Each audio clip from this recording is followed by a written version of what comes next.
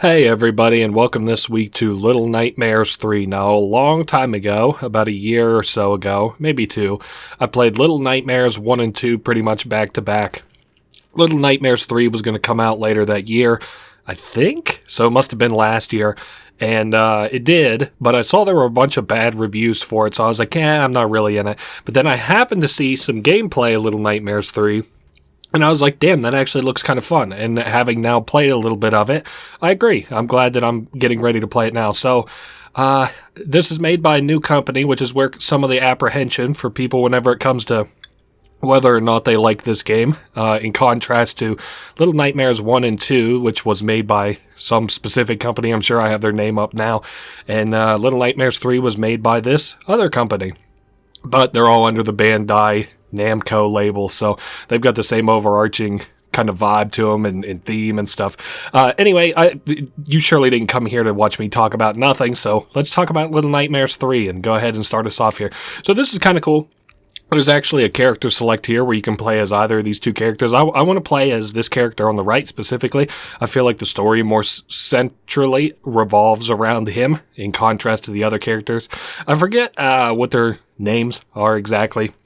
I'm not sure that you can actually see their names outside of official materials for the game. So, similar to Little Nightmares 1 and 2, of course, there's no, talking dialogue, but here we have, what should we say?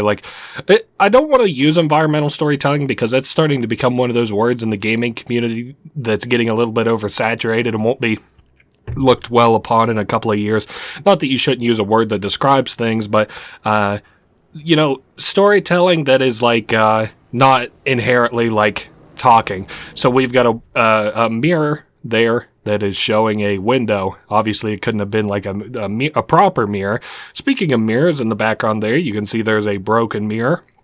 And our two main characters here on the right side of the screenish. This game was pretty cool because it was you can play this multiplayer and control, you and your buddies can play one character or the other.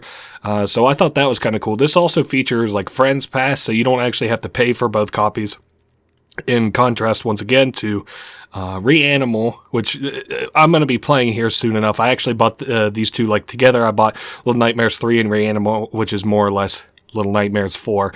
All right, so again, broken mirror here. We are in... I don't know exactly what this is. So I can kind of show off a little bit. Each of our characters has a unique ability. This character here has a bow and arrow, and the other character, you can see they have a tool on their back. Maybe not so well, but it's a wrench. We can use them to do specific things in the environment that help us progress forward. Like there, I just shot a button, and here we are. I like the look of both of these characters a lot. Our character that we're actually playing as, the boy with kind of the scraggly hair. Well, I guess they both have scraggly hair, don't they? But our boy with the plague doctor mask, how about that? You actually see his face, but you'll never see the redheaded girl's face. So that's kind of interesting. Also, apparently this is the same boat as delivers people to the Maw, I think it was, from the first Little Nightmares, which I was reading about. And you can see one of the customers or whatever that was visiting the Maw. It's one of the fat characters there. I don't understand the story of this game so much. I could just watch a 10-minute video on it, I guess, and kind of understand everything about it. But I guess there's a lot of comics and novellas and shit like that you can read that will actually give you the story of this game, because it actually has what are they, words to describe story. I can't really think, whereas in this game, there's nobody ever saying anything, so you have to kind of infer what's going on. In the comics and the novella, obviously, there's actually words and things being said, so I also was just reading kind of the wiki a little bit, and they pointed out that there are nets out here in this desert, so it's kind of likely, if you think about that thing that we had just come on, which was on the water before in the first game, just thinking here, and that there are nets here, that there was probably water around here at one point, and now there is not for some reason or another. I'm trying to think, have I kind of explained everything? I guess for people who aren't familiar with the Little Nightmares, which is now 5 minutes into the videos when you're fucking getting this explanation, but Little Nightmares is like a 2.5D. Well, I guess it's more like 3D, isn't it? But it's on like a left to right plane. Like that's the only real directions you'll be going. You'll also be going up and down, and I guess you can go in like the what is this? Like the Z vertex. But sorry, I see we got a crow up there, and this is one of the collectible dolls. I'm not going to be collecting all the collectible dolls. I just kind of wanted to show there that you could.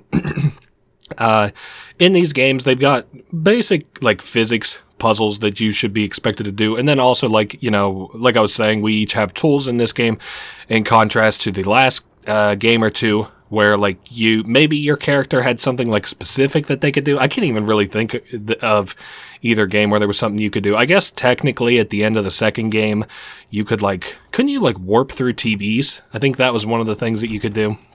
I'm going to go in here and just look because it doesn't really make sense to do this part of the game without kind of exploring around.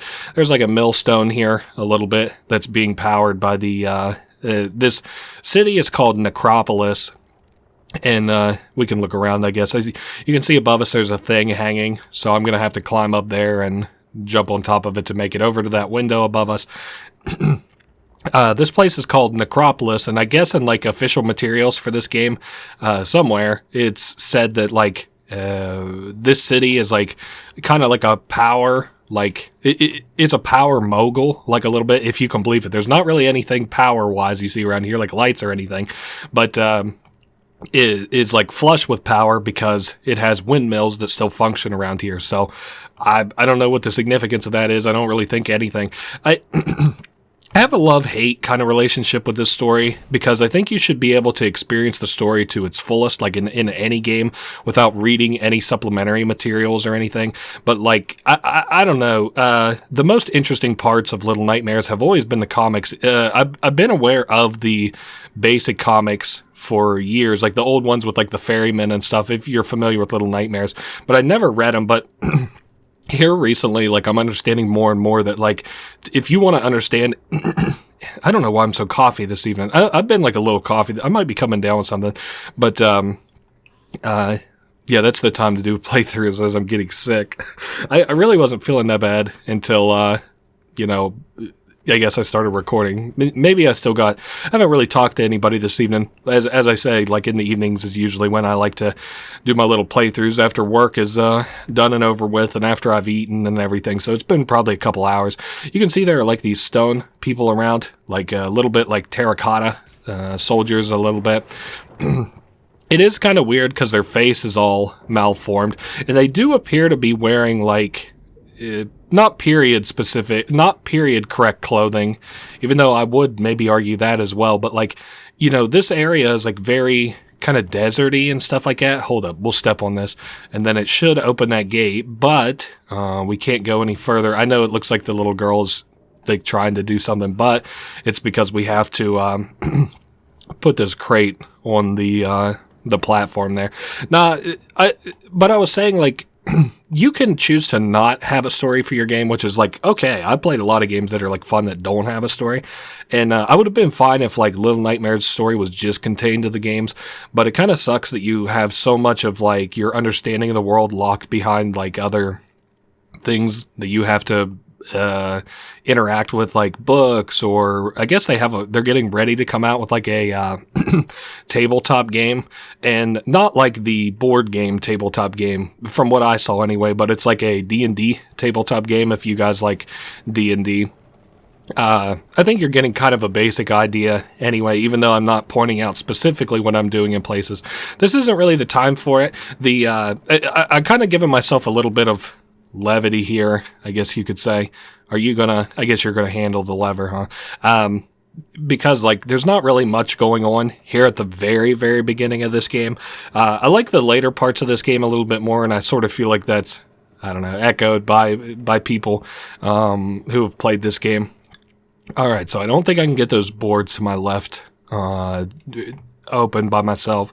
So we will drop this ladder down for the other character to come up and help us pull these boards off the wall with. I don't know. I like this place a little bit. You can see there's like big bags of feathers around. Wow, I hope I'm not going to be coughing through this whole fucking thing. Surely she's coming. Yeah, she's just a little bit slow. Just had a big ass ladder to climb up. I don't know. It's hard for me to understand anything that's going on in a place like this. Like, I liked, if you want me to contrast a game, Inside, I can't remember who made it. I think it's the same guy who made, or the same people that made Limbo. I can't remember. But there's another, I think they're calling them isometric too. I've never understood the word, but I've been able to use it a little bit. But I think they're like isometric, where, you know, you're like on this plane and you're going left to right and it's got like this camera that kind of pans over you or whatever. Looks like she is taking the easy way down. I cannot blame you. But I like the way that Inside did their story, because even though there was a lot of things left up for interpretation in that game, I didn't have to like get most of my explanation of the story from like, you know, I don't know, like a 7-page blog post or something like that explaining it. All right, so this is the enemy of this game. It is, well, we can't really get a good look at it right now, but it's some kind of a giant. I'd almost say the Colossus of Rhodes a little bit, just judging based off of the kind of vibe of this area and how big it was. Normally in these games, the enemies, the Little Nightmares games, the enemies are bigger than you, right? That's no surprise, but not that much bigger than you. All right, we've got another character here who has been frozen in stone. And then there's like this weird sort of thing rotating in the background. Not that we'll ever get to see anything with it, but I just am kind of thinking out loud here a little bit now that I've read a little bit about this game. It's like another thing was like, apparently the story writers for this game or whatever, like, did like big lore drops on Twitter where like you could ask them questions and then they would answer them. And I kind of wish that I'd known about that a little bit before I started playing Little Nightmares 2. We got umbrellas. These follow us through the first act of the game. I think there's like 4 acts in this game. The umbrellas will follow us through this act. This was what I consider to be a little bit annoying, because in this game it handholds you a lot in terms of like keeping you in place whenever you like would fall, but all the parts that are very important for you to not like fall off the beaten path are like they don't hold you there for them. So like, for example, you just saw me struggling a little bit there to stay in that wind stream. I figured that it wouldn't be so meticulous, but we've got an eye on some stone there in the background. If you remember in the first game, and I can't remember, I think it was at least in the DLC for the first game, I don't know if it was in the second game, there were these eyes that would freeze you in stone, like petrify you if you were looked at by them. There's like this little thing we have to get through by jumping at the same time. That was a mechanic from the second game. But there were these eyes that could like freeze you, petrify you if you were seen by them. And that's what they had looked like, was that symbol that was on that pillar outside there. Whoa, I'm trying not to get too hung up on stuff. Oh, yes, when you're right, kid. It's time to go up. I don't know. I like the chase sequences in this game too. I feel like a lot of what people didn't like about this game too is it's short, but it feels like a meaty ass fucking Little Nightmares game. I don't know. I didn't have any problem with this game whenever I played it. It's a little bit, I don't know, a little bit resource intensive for a Little Nightmares game, but alright, so I will equip the umbrella and glide down gracefully. I saw here recently where apparently modders have made it so that GTA 5, instead of being 120 gigabytes like base game, they've cut it down to 2.5 gigabytes, and it looks fucking crazy. Not very good, to say the least. Alright, so that's one of the eyes that I was talking about from the last game, where it will turn you to stone, petrify you. So I'm going to try my best not to get hit by it. Easy now. Now look to the right. Nice. I'm going to try and get get a little greedy here and get behind this second area. All right, so the thing that was looking at us was an actual thing, in contrast to what was before in the last couple of games. Like a what is it, like a stationary eye? That was apparently the eye of something. Good thing we don't have to mess with it for now, though. I like this game a lot, especially with like the audio. What do they call it? Like the audio, like where I can hear that person stomping around like above me now. So like I'm clearly getting away from it, which is nice, right? That big ass monster thing. This was another part I thought was pretty interesting. You can see like there are like these black bulbs kind of all around, and I didn't know what they were for the longest time, but they're even in the heads of these people.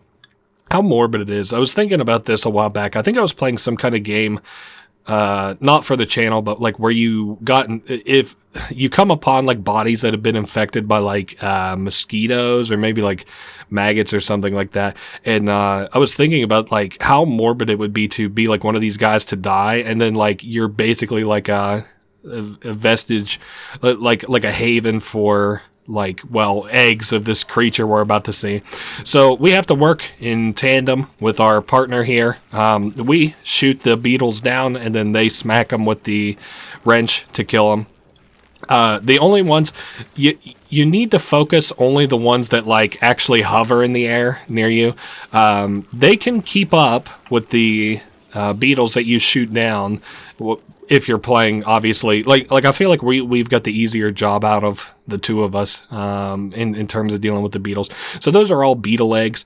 Like I said, I was thinking about how like morbid it would be to die, and like all you are is just like basically a new home for a fucking new. Like I hate bugs in general, so it's gross to me to think about like just beetles being in your body, like all these eggs and stuff. Like you can see that we're stepping on eggs, and that's just what I presume them to be, is those beetle eggs. And that was the first real enemy that we had to contend with. There were some beetles. I thought that they were going to be more pronounced in this area from what I was reading, because I wanted to see like a couple of the enemies that I would see in this game on the wiki before I started playing it, and I read it, and it made it sound like those beetles were going to be like a big fucking part of this first area, but I'm pretty certain that that's the last time we get to see them. So yeah, I don't know. I like these protagonists kind of seem sweeter to one another than the two characters that we played as in Little Nightmares 2. Didn't have a problem with Little Nightmares 2. There you can see it walking way in the background. It's like a little baby doll, I believe. And I don't think forward is the direction we actually need to go here, but I am glad I went that way so we could see the camera zoomed in on a little bit. Yes, it's this way we're headed.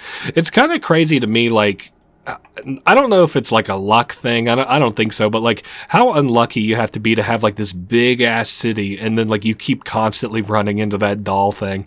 Because it's not, there's another word that I'm thinking of. Tonight's just a word, or a night for not knowing words. Maybe I am coming down with something, but like, you know, it's not meticulous. Have I already used that word? I hope I'm not using that a bunch. But like, it's not like they have like a big bearing over the city and they can like comb it and they're like specifically looking for trouble, you know, like they're looking for you and they're pretty smart and they know where you're at and stuff. They're not like a very precise character, I guess. I mean, you can kind of hear it just like stomping around outside, and it's kind of unlucky happen chance that we keep running into them. All right, speaking of which, I'm sure that I'm going to be coming up on it here momentarily. So it's got the dangerous eye, so we have to hide behind this. I'm sure that is blinding for my viewers. That's okay, it's blinding for me too. Not a lot I can do about it. If we had been caught outside of the back of this thing here, it would have frozen us to stone, petrified us. This thing is not very hard to... Out of all the enemies in this game, this is probably one of the easiest ones to contend with. It reminds me a lot of if you ever played... there's going to be a lot of like Arkham Asylum moments if you remember the... who the fuck was the enemy in that? Scarecrow? If you remember Scarecrow from Arkham Asylum. Alright, so they're reaching in. We don't have to worry about them looking in here. It's more important that, you know, we are near this rattle whenever they remove it, because that area above us is about to come crashing down. It was funny. This game, I like this game. I don't think I like it better than Little Nightmares 1 or 2, but I do like this game. It's interesting because if I ever got like stuck on a part, like I died or whatever, I could pay attention to what the AI was doing, and they usually have a way better idea of what to do in a situation like that than I did. So like I was up there and I was like, what the hell? And then I saw them jump down and I was like, once again, I was like, hey, when you're right, you're right. Lots of crows in this area, and I don't think these things are like meat. You know what I'm saying? Like I don't assume whenever you get petrified that you turn to meat. So I don't know what the crows are doing around here. Although I guess there is rotten meat here, so maybe there's like a couple of people still living around, or maybe this event happened here recently. These people getting turned to stone. I don't know. In the official materials for this game, it does say that.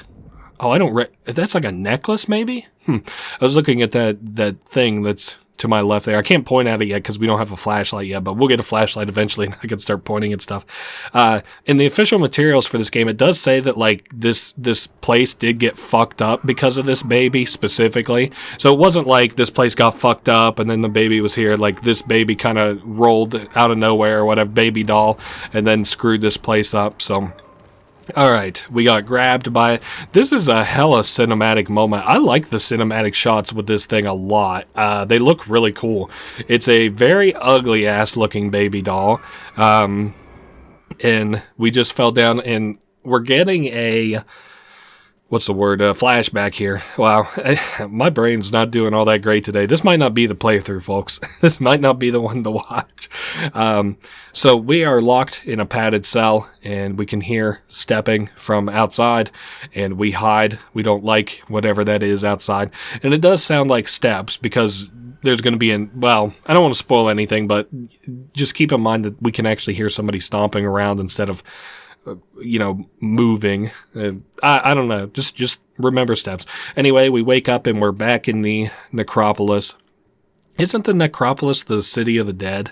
I mean, it makes sense. Everybody here is fucking dead. So, and we've probably fallen quite a ways. Glad that we aren't dead. We can't usually fall that far. And we have something here on the ground that is being picked up between our two characters. I personally presumed it was a map. We don't get to see what this is until the very end of the game. It's not honestly that like jaw-dropping, so don't I'm not teasing you here. Hey, there's an abacus there on the floor. An abacus is not a thing I've thought about for a very, very, very long time. I used to have one whenever I was young, really young, but oh, hey, here's another doll collectible. I'm not really worried about the collectibles in this game, but if I happen to waste time and come into a room where they're there, I might as well, mess with them. There's a person who's like a frozen person in the corner of that room there. I don't know, it makes you wonder, like, if the doll was even hitting people like that, kind of squirreled away. What am I trying to say? If they're that squirreled away, like, it must have really been just like going house to house almost and like freezing people. Like, there's that guy, he's like frozen. We can see scrawling on the walls here, which looks to be probably the guy who had constructed oh, hey, there's like a mirror there with light on it and stuff. I don't know. It's like also the windmills and shit. I don't think there's any like real point to the things that you see in this game, which is like really kind of a bummer. Like, again, if you consider inside, like, as you traveled throughout that game, there were like little mock diagrams of stuff you would see later in the game. And oh no, you know what? That's a children's toy. I just don't recognize it. Like a baby's toy. All right, so I'll go ahead and pull out not fucking that. I'll go ahead and pull out my bow and arrow and scare up those crows. There we are. Now the baby is looking over at us. Whoa, easy now. Easy. Almost tricked me. I almost ran right out into the light for that thing.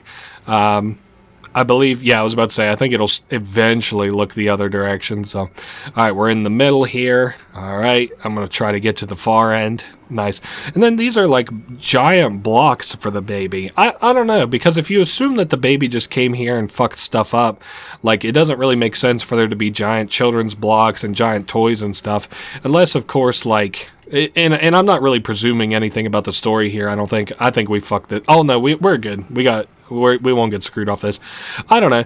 You could also maybe presume that the baby didn't come here and fuck stuff up, I don't guess, but that the baby came here and the baby doll came here and was here, like it was already here, and then something about it caused it to screw things up for everybody. So maybe it was like constructed here. I don't know. There's something to think about.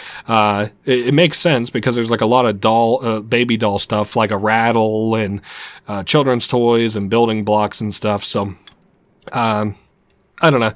I saw that there's apparently like a couple full story dissections for like all 3 of the games and stuff. Like as I was like looking up materials for this game, that was like one of the big recommended joints. Yeah, we can go ahead and climb this. There's no penalty for it. It is cool. I'm going to pan the camera over here. You can see like this giant thing. So this probably gets like rendered in real time, I would guess. Like this isn't like a animation. I mean, it's an animation. I think maybe you understand what I'm trying to say there. No, so apparently somebody at least has some kind of an idea of what this story is. Like, here is what I was talking about. Like, it locks me onto this bar where I won't, like, fall off. I think I could if I, like, jumped around and shit. But, like, it locks me onto that bar. But there's a lot of times in this game it will not lock me into place. I guess for there, I can say, like, I'm glad that it locks me on. But I just kind of wish it would lock me on in the other areas as well. All right, so our partner in crime. Go ahead and do me a favor and bust up this guy's head. It'll crack the head, and then it pulls that rope taut, and then all we have to do is shoot it with the bow and arrow, and it causes a ding. There's a lot of times in this game that, like, sound is, I don't know, like emphasized, but it like there, for example, like there was a loud sound, and then there were like audio waves you could see. Oh my goodness, there is another giant baby looking for me.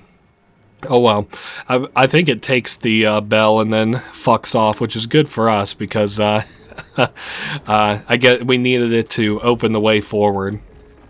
I said as I played the first, second, and now the third game that there is a lot of very lucky happen chances you run into these enemies that just attracting them to your position doesn't necessarily instantly screw you. So, like I would presume there, for example, like we would get pretty much instantly screwed off of that enemy being nearby.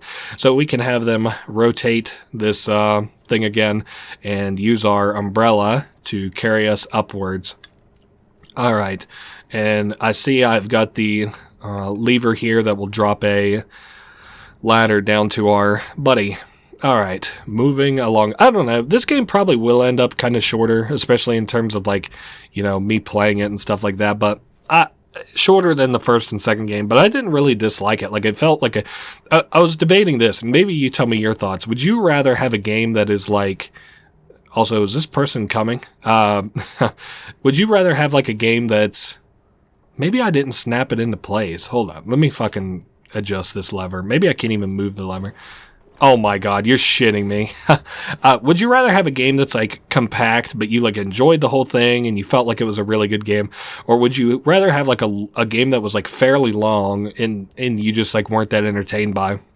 You know, this might be kind of a hot take, but I felt like the Persona games are the latter. I also sort of feel like the Persona games are like a light visual novel, and I really don't like visual novels. Like, it's a visual novel with like heavy gameplay elements. And I don't know. I just like this game. There's no part of this game where I was like particularly bored by it. Of course, like all games, I had my favorite parts and my not so favorite parts, and I just fell out the fucking window. So there's our first death. I didn't anticipate that. I think I accidentally closed my umbrella as I was going into this next area. So we can cheat a little bit. And no, what am I doing wrong? It's not eating. I think I'm getting I'm getting stuck on the animation to close the umbrella whenever I'm trying to open it as I go down. So here's what we'll do. We'll just go out the window. All right. And there we are. Nice. Very nice.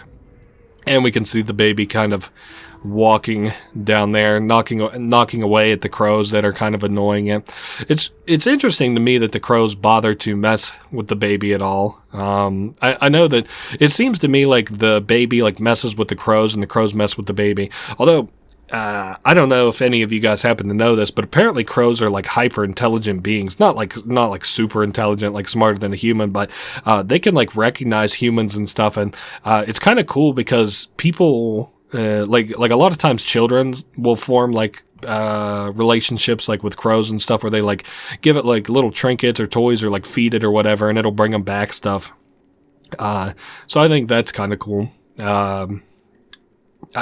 But anyway, like I remember there's this old story about a guy who like gave like crows outside of his workplace like French fries like every day for like a while, and then they would start doing things like, you know, maybe bringing him change or like messing with like, I don't know. I think he had said like one time that he might have been, I don't know, like some guy was like annoying the shit out of him, and then the crows like kind of were flying around there and like bothering the guy, so he left. And so maybe it's a thing where like the crows know that this baby has like killed a couple of them, so it's in turn like, you know, they're like messing with the baby or whatever, trying to get it out of here, maybe just annoy it so that it'll leave the city, because they seem to have all right pickings around here, I guess. Oh, whew, glad I didn't die there.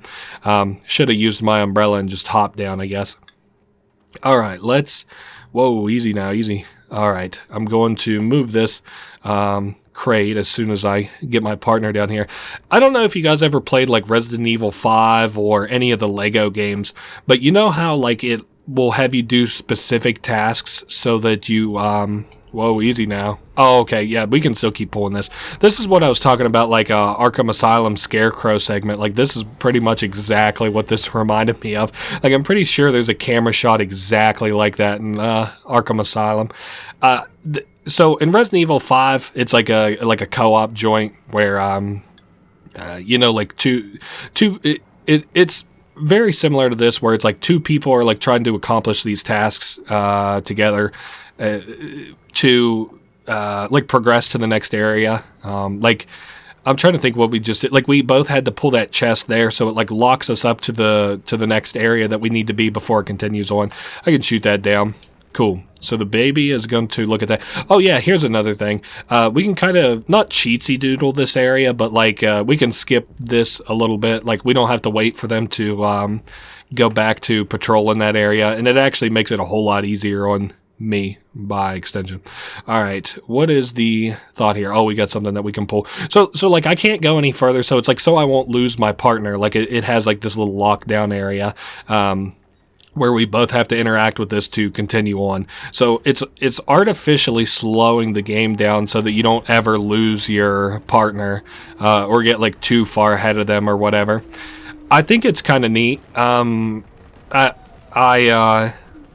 don't know. It's kind of like whenever games, I was talking about artificially loading a little bit. It's kind of like whenever games artificially prolong the load timer to like show you stuff, or will like have you like get onto an elevator and be like, you know, hey, Commander Shepard, we need you to go on the elevator to go to the next area, and they use it to mask loading. That's kind of what it's like. All right, so the baby has like us lifted up here. While its eye isn't active, like we actually don't have to worry about like it seeing us. So it takes the rattle and puts it down, and then like turns its eye back on to, you know, look for us or whatever. I did think it was kind of interesting that only one of its eyes seems to have like the power, but not the other eye. So, and it's getting bothered by the crows again.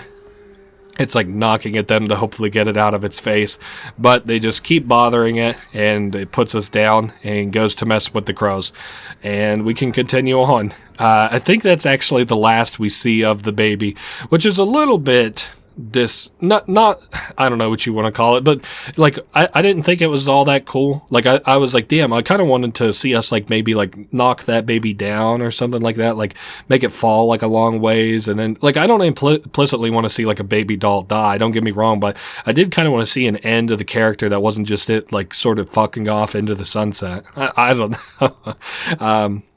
But I'm pretty sure that is the last we'll see of that character. I saw that guy just kind of standing there, and I know that he's petrified or whatever. All right, let's go down. I'm sure that we'll need the umbrella for this part. I think... No, I still have control over my character. So, this is how we transition between levels. There are mirrors, and we can go through them. I don't know. I think it's a cool way to go through levels and stuff. Like, at the end of Little Nightmares 2, our character was able to, like, teleport through TVs, I think it was. And I can't remember if we had an interesting way of movement in the first game. But as we travel through mirrors, we break them open. So if you imagine the very beginning of the game, we probably went through a mirror and broke it to end up where we were. So that's kind of cool. We didn't necessarily like, you know, what am I trying to say? We didn't like necessarily end up there by riding in that boat or anything and something crazy happened. We probably broke through one of those mirrors. All right, moving along. It is interesting because the mirrors are like one-way travel, sort of. It is interesting once we get to the ending of this game, and you might have some thoughts about it too then, but like once you go through a mirror, it busts the mirror behind you. So like it's not like, oh hey, there's a guy who's hanging above us. That has now happened, I think, in all three of these games, Little Nightmares 1, 2, and 3. I kind of hope, even though this game had some pretty critical reception, like critical, like both good and bad, I kind of hope that they're able to make another Little Nightmares. And I kind of want to see him like sew up everybody's story. Like I don't want there to be like a Little Nightmares 6. I want there to be a really good Little Nightmares 4, and that is like the end to the story. And I mean like a really good Little Nightmares 4. I kind of felt like the end of Little Nightmares 1 was really good. You can see there are like these fat characters, which operate as like worker drones here.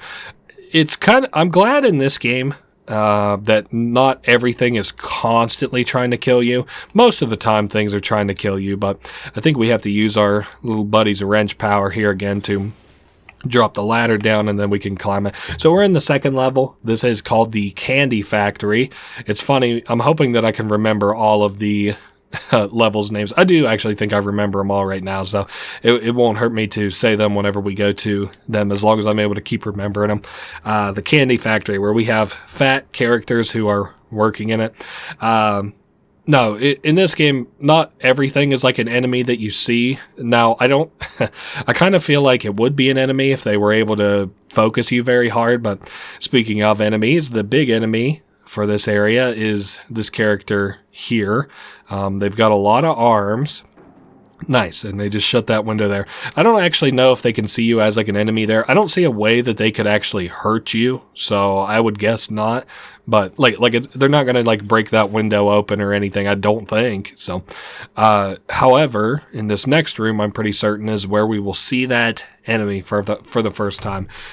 Pay close attention to their legs, because I didn't do it whenever I first played this area, and was something I was about half interested in on a replay. So they move very oddly. I kind of feel like this is a little bit of an antiquated look now, even for things that are antiquated.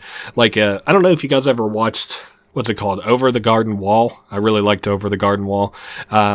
But like the teachers in that, like in the old schoolhouses, were meant to look old then, and that was like a hella old vibe, and that was fucking like 15 years ago. So having like headmasters and stuff in the second game, I think it was called the Librarian maybe, and then now we have this character here, which has like a very old look to them too. In the way they move, they're on a roller, which I think is really, like, I didn't get that the first time that I played. I just thought that she like was meant to be like graceful in the way that she glides. So anyway, she has screwed off, and that's how we're supposed to do that area. We might as well go forward as well. All right, and there she is on the wall, looking particularly ugly. All right, as we begin to leave here, you can see there's like these characters on the wall, and then one of their portraits is missing. That's not significant. It was just something I was thinking of as I was playing this game. I was like, damn, these are probably like Employee of the Month squares, and she must have got pissed off at whoever that Employee of the Month was. This is kind of a weird area. There's no penalty here or anything for the camera seeing you, except in one very specific spot, and it's even like a soft penalty. It's not that big a deal, but I don't know. I just thought it was weird, was that the camera locks onto you, and then you can see like what's going on from different angles and stuff. There are more paintings of these workers around. Like I said, the workers never try to hurt you or anything, so I thought that was cool. Like, not everything is an enemy. Although this... shit, I did that the last time I played, too. It's so funny. I, like, hide away in the hole, and then they take my partner as penalty. All right. I don't plan on dying all that often in this game, fingers crossed. But I did that the last time I played too, and I have a really bad habit of that, is like once I go through an area, like just holding right, and then a lot of times I die off of it. So, alright, so I'm going to let her come in. Now, in this game, I don't know how bad the last two games have actually been about it, but in this game, like, the walking around sound is, like, not enough. Like, it's really loud, the walking around sound to the enemies, so they will be able to hear you if you're, like, actually walking, so I actually ought to, sneak around a little bit. It's just a little too fast for me.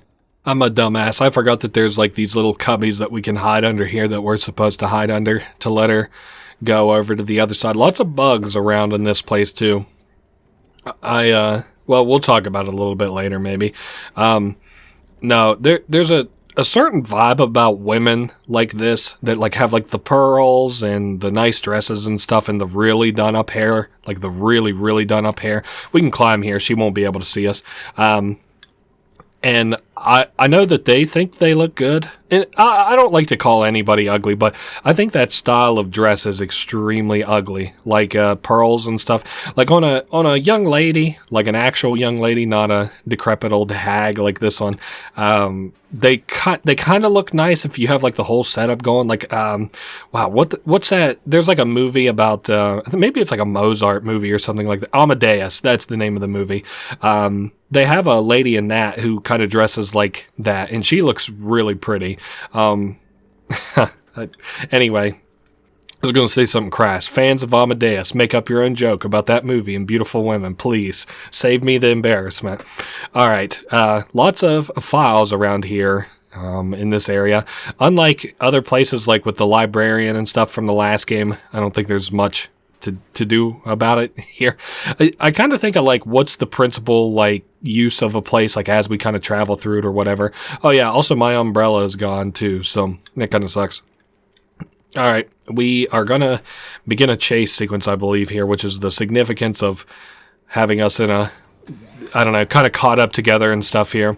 So watch her as she chases us. This is the funnest part of any chase, is watching what the boss does behind you or whatever. Oh, and we slid out to here, and she is chasing behind us. Oh, nice. We got caught by a net. So welcome to the candy factory proper, ladies and gentlemen.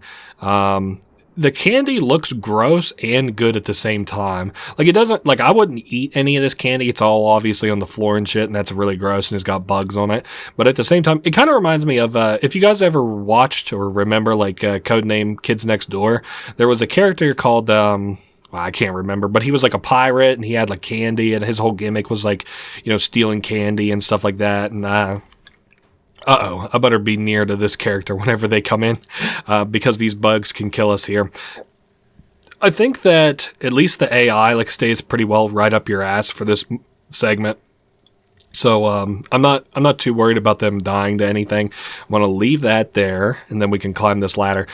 No, but I remember thinking like there was a lot of times that like well, the gimmick is he's a pirate that steals candy, right? And his beard is filled with candy, and it's gross, right? I would never eat anything from his fucking beard. It looks disgusting. It's got hair in it and stuff. But like at the same time, like the specific 2D like look of the thing, like I was like, damn, that lollipop looks particularly good. I think there's a moment in it where like the pirate tries to be nice to the candy, the kids next door in that show, and he's like, here, you want some candy? And he like even offers them a lollipop from his beard, but it's like covered in hair, and they're like, oh Jesus God, no. And then he's like, I tried to make amends with you, and he's like gets offended by it. Anyway, that's probably one of my favorite villains from the Kids Next Door now that I'm thinking of it. I just remember him being like friendly, goofy, but not too like not too evil in the things that he was doing.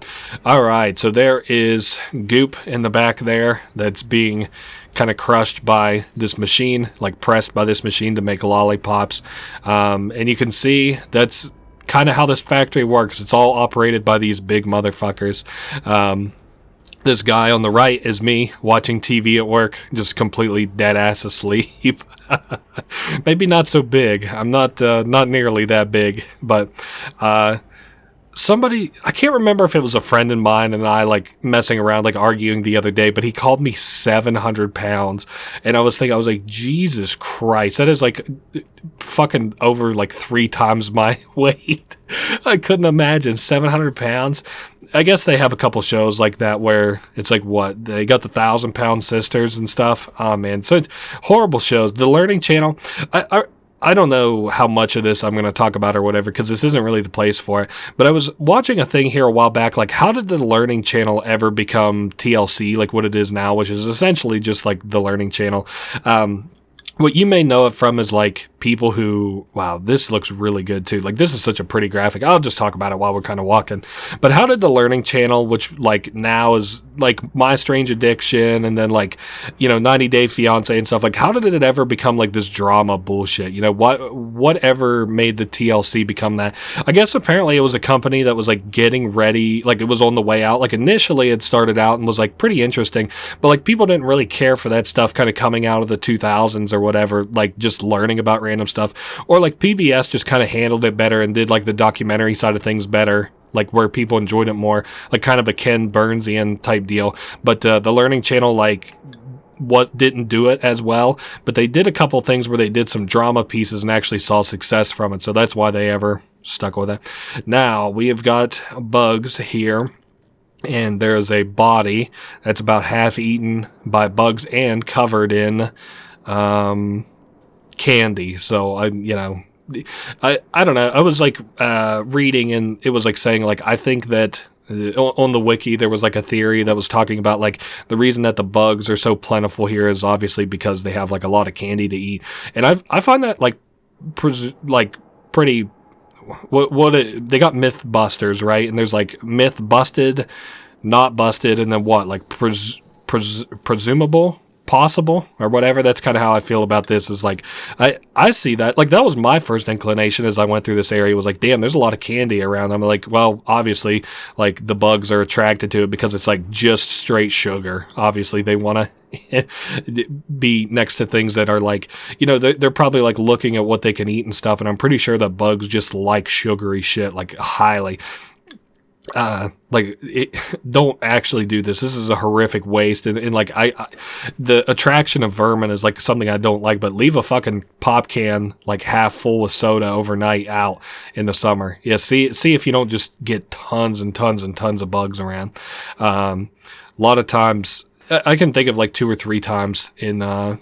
Wow, I kind of want to show it. You probably won't be able to see it well, but there's, like, a poster on my left there of that woman. I think she's called the supervisor, like this woman I told you to, like, pay attention to her legs or whatever. And I'm pretty sure that this is her factory. She's not just, like, a supervisor or whatever, but this is, like, her candy factory.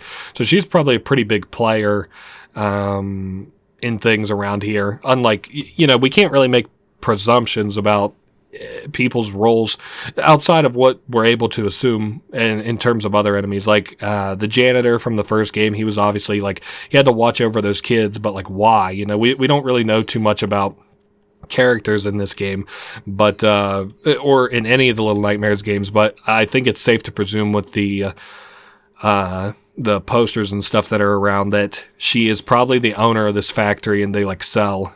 Well, obviously they sell candy, but all right, moving along. I sort of figured we would run into more enemies. Well, there's kind of enemies here in these bugs, but trying to hop up here. There we are.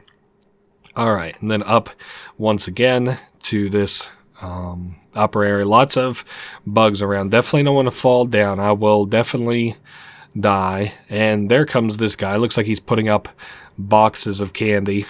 Don't know how much good that will do you if all the bugs eat your candy. I was wondering this too. Do you think there's ever a point at which there become more bugs than they can make candy for?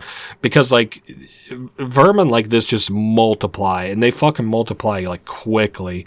I think I have to do something specific here. Is it just like you lift me up? Okay, cool. That is all we have to do. Well, you probably won't be able to hear it, but as I take that out, we can hear, like, falling outside of this door. And that guy who was, like, putting shit on shelves just falls down. I kind of feel bad for him because he was just doing his job, but poor guy. Oh yeah, what I was talking about, like, do you think there's ever a point that, like, the vermin become, like, so much in this area that, they can't make enough candy for them? I assume by then they would probably try to clear them out, but honestly, that many bugs and stuff, nah, I think you're past the point of no return there a little bit. This would be a little bit hard probably to do if you were playing with, like, an actual friend instead of, like, me. I'm just kind of letting the AI rip it here a little bit.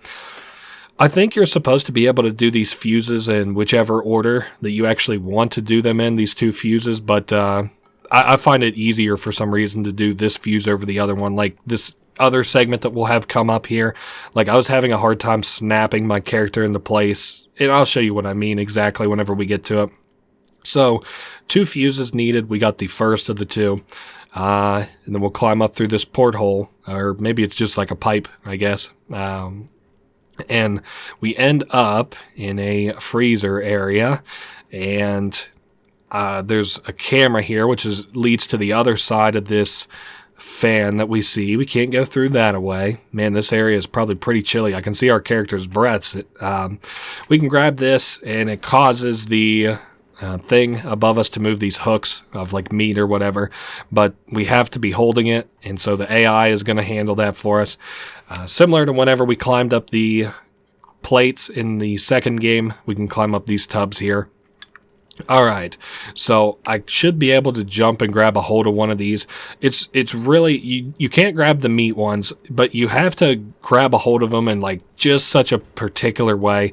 Alright, I'm going to give that one more shot. If I fall again, I'll just cut till I get it, because I was having such a hard time getting my character to snap onto those. I really don't know what I'm doing wrong with it. It seems like he's, like, trying to jump forward, but I have more success if, like, he's, like, right in the middle of the thing. But this was a part that annoyed the shit out of me. Alright, grab that one. Oh man, thank goodness. I was worried that I was going to have to do a little bit of editing there. God forbid I cut out to a minute and a half of me struggling to get into that next area. So I can take this fuse out, and then we wait for that fan there to die down. Also, the camera to our left, I think. Nope, it's still fired up. For some reason, I was thinking that it powered down with the fuse. Now we have to wait for the fan to completely stop. There we are. Finally ended, and we can hop up in it. Nice. Then we'll grab the fuse and get on the elevator and be on our merry way. Were you watching there? See it, making sure I did that puzzle correctly. It's kind of interesting. I was thinking of, like, how bored you probably are as, like, another player, like, watching the shit. Like, for example, imagine that, like, you were that girl, you were playing as that girl there, and you were, like, waiting on your other buddy to, like, finish the puzzle. I guess technically you could probably look at that camera and then see, like, how they're doing, but that's not the case in other parts of this game. So I figured that there's probably some parts in this game where you just sit around bored as the other player. Not me, though. I have fun the whole time. Anyway, so the first 2 areas are kind of short. The third area is extremely long, and the fourth area is probably the shortest area in the game, honestly. Not too much is happening here. Once again, probably masking some kind of a loading, because there's not anything that we need to pull from moving from one place to another, so... Yeah, I think I just felt this thing chug a little bit, so I'm going to guess that, yeah, that's what it was doing precisely, was loading. And we've got the surveillance cam there. You might as well help me lift this bad mamma jam up, and we can see what we got going on in the next room. Alright, try not to move too quickly, because that is a very easy way to die. I also see some hot air balloons there, and crows. Hot air balloons are something we'll see towards about the end of this game a little bit. I guess we can continue on. It also sounds like seagulls, maybe not so much crows. I think I hear the seagulls cawing. It's got, like, the paneled ceilings here a little bit. What were those, like, really affordable or something? I wasn't really around whenever they were, like, first becoming kind of popular or whatever. Like whenever they were becoming popular in construction, so I don't know. Anyway, I'll have them bust that open, and while they do, I'm going to go forward because I didn't see whatever was... the camera sees us and then shuts the door. Gotcha. So that's why we can't continue on. I was wondering the last time I played, because I went this way first, and I was like, what's even stopping us from going forward? All right, so we can't go through this door because the camera sees us, and I believe we have to show this girl how to pull this out so that we can climb on top of it. Thank you very much, little lady. And that thing that's to my right there, I see that it's like tapes. Like, what is it? Is that like tape backup for cameras? I don't know. Anyway, so that character will back up and we can shove this TV into where that doorway is to keep it open whenever it would want to be shut. I don't think these cameras here show anything significant. Apparently, according to the wiki, an Easter egg is one of these TVs actually shows, like in the second game, you could travel through TVs to get from like place to place, like teleport from place to place.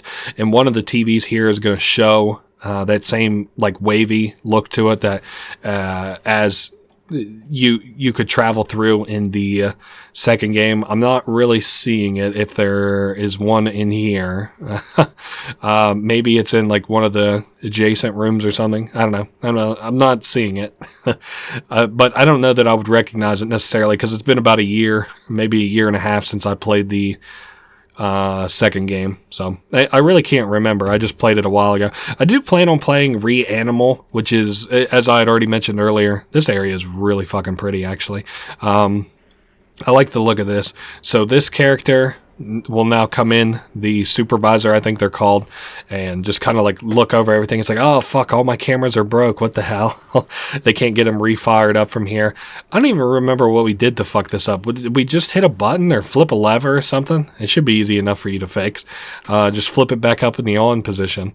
All right, so I think we can hop on like this, I don't know if that's an AC duct or what, and then down onto the floor. Cool. I don't think there's anything to the left area besides a doll, the door where she just came in from. Yeah, there it is. It's on the floor. You can pop all these dolls to, I'm sure, like get one of these costumes that you can see here. I'm going to show off like, these are the ones that kind of come with the game, and then there's like some other fucking DLC one. Like I see I can buy all these. I'm not going to be doing that. The other character, the girl, also has ones that you can equip to her as well. I like their dark forms. Those actually look really sweet, but for the purpose of the playthrough, obviously, I'm just going to have them in their normal outfits. All right.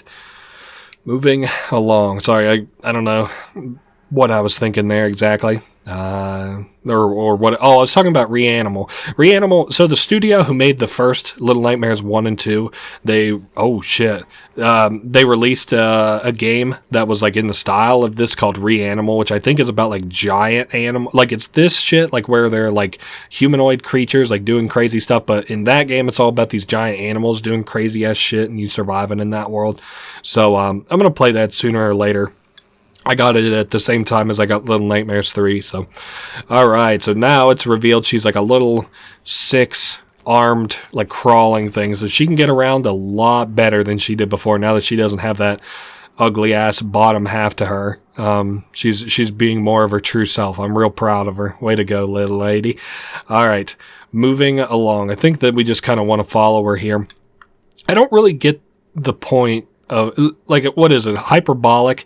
Is that like the idea of the thing is, you know, she's like a supervisor, so she's like meticulously, she's like watching the cameras, and she has like all these guys employed and stuff, and that's why like the files are so big. I couldn't even imagine what's in all of those files that she was looking at earlier. Everybody in this world also seems to hate these like little ass kids for some reason. Could not even charter a guess why, but oh, I was worried that I just died again. So worried about that as I kind of play this game, because there's so many times that I've like watch, I'll have to be careful coming out of the right here, or else I'll like instantly die to some bullshit.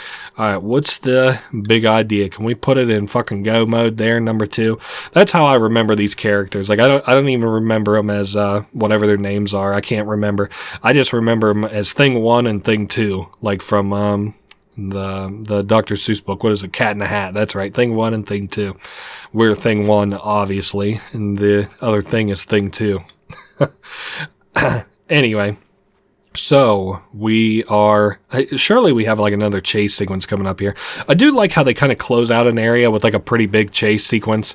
Whoa, I see the pipe kind of knocking around near us. And with that, we've got a pipe here opening up to us. So I'm going to get our other character here to hopefully speed it along because I'm sure we've got a enemy coming along. Yep, as they cross the threshold there in the middle, we see this enemy start to crawl out of it. Yikes, very fucking ugly. And we start a chase sequence. Yay. These are always so fun. I like it in all the Little Nightmares games. Honestly, probably the best part in all the Little Nightmares games. Like, I bet a compilation of, like, all the chase sequence specifically, like, go hard to, like, actually watch or, like, try to relax with or whatever. Alright, so we end up on this elevator here. And I even kind of knew, like as we were going down, I was like, oh, there's no way that she's just letting us get away there, right? There's no way she can't just, like, force that fucking door open and then hop on top of the elevator, which is what I presume that she does here.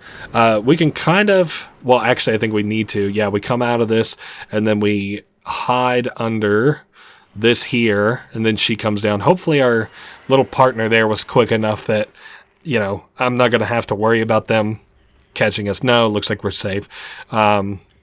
She's looking around for us because clearly we couldn't have gotten too far.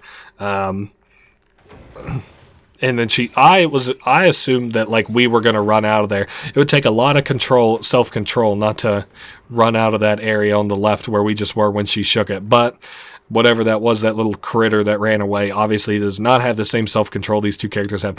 Also, it could just be that it was scared shitless, because that's also me. If she had shooken that big cabinet above me, I'd have been like, oh, shit. Alright, so I'll swap this over. This is actually kind of nice. I didn't expect that the AI would be able to handle this that well. I was thinking about this. The game can probably, like, the AI can probably beat, like, 90% of this game for you. Maybe that's a little bit too high of an estimate, but, like, you see they're, like, pulling this here for us. Like, if I grab a hold of this cart and I push it myself, it goes the exact same speed, which is kind of lame. Like, I figured, like, you know, I get the gimmick of it or whatever. Like, maybe if I help her pull it or whatever, it'll be faster. Nope, it's the same slow-ass push speed. So it's almost kind of rude that I'm not grabbing a hold of it, but whatever. I'm doing my evil playthrough. I'm doing my renegade playthrough of Little Nightmares 3. Alright, so she is going to back it into this, like, vent or whatever. I didn't even really know what we were doing here. I just kind of was, like, going with the flow a little bit. I don't remember if we have to use our bow and arrow. I would kind of presume yes. Nope, just sitting it there. And it fills it up with lollipops. Man, like I said, this game is just, like, really pretty end to end. And now that it's filled up, we actually do have to help them push it.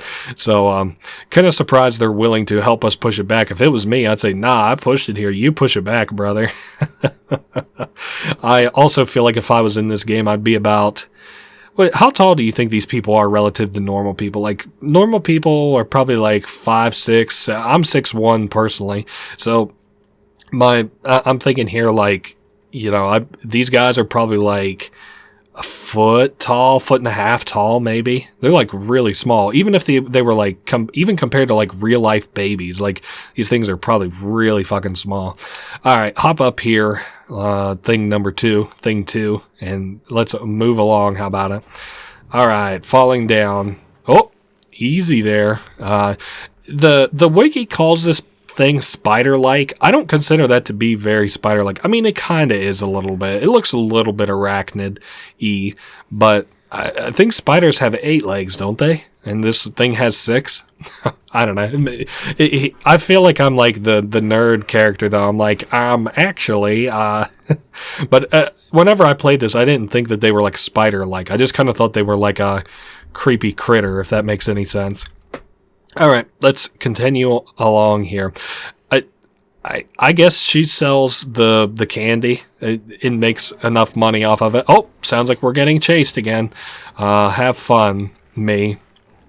Nice. I don't think she can actually get in here through that. Like, I think that's too cramped. I also thought it was funny because it's now the second time in a row she's been screwed by the by the steam vents. The first time was whenever she was taller. And there's that poster I was talking about a little bit more clearly. You can see there.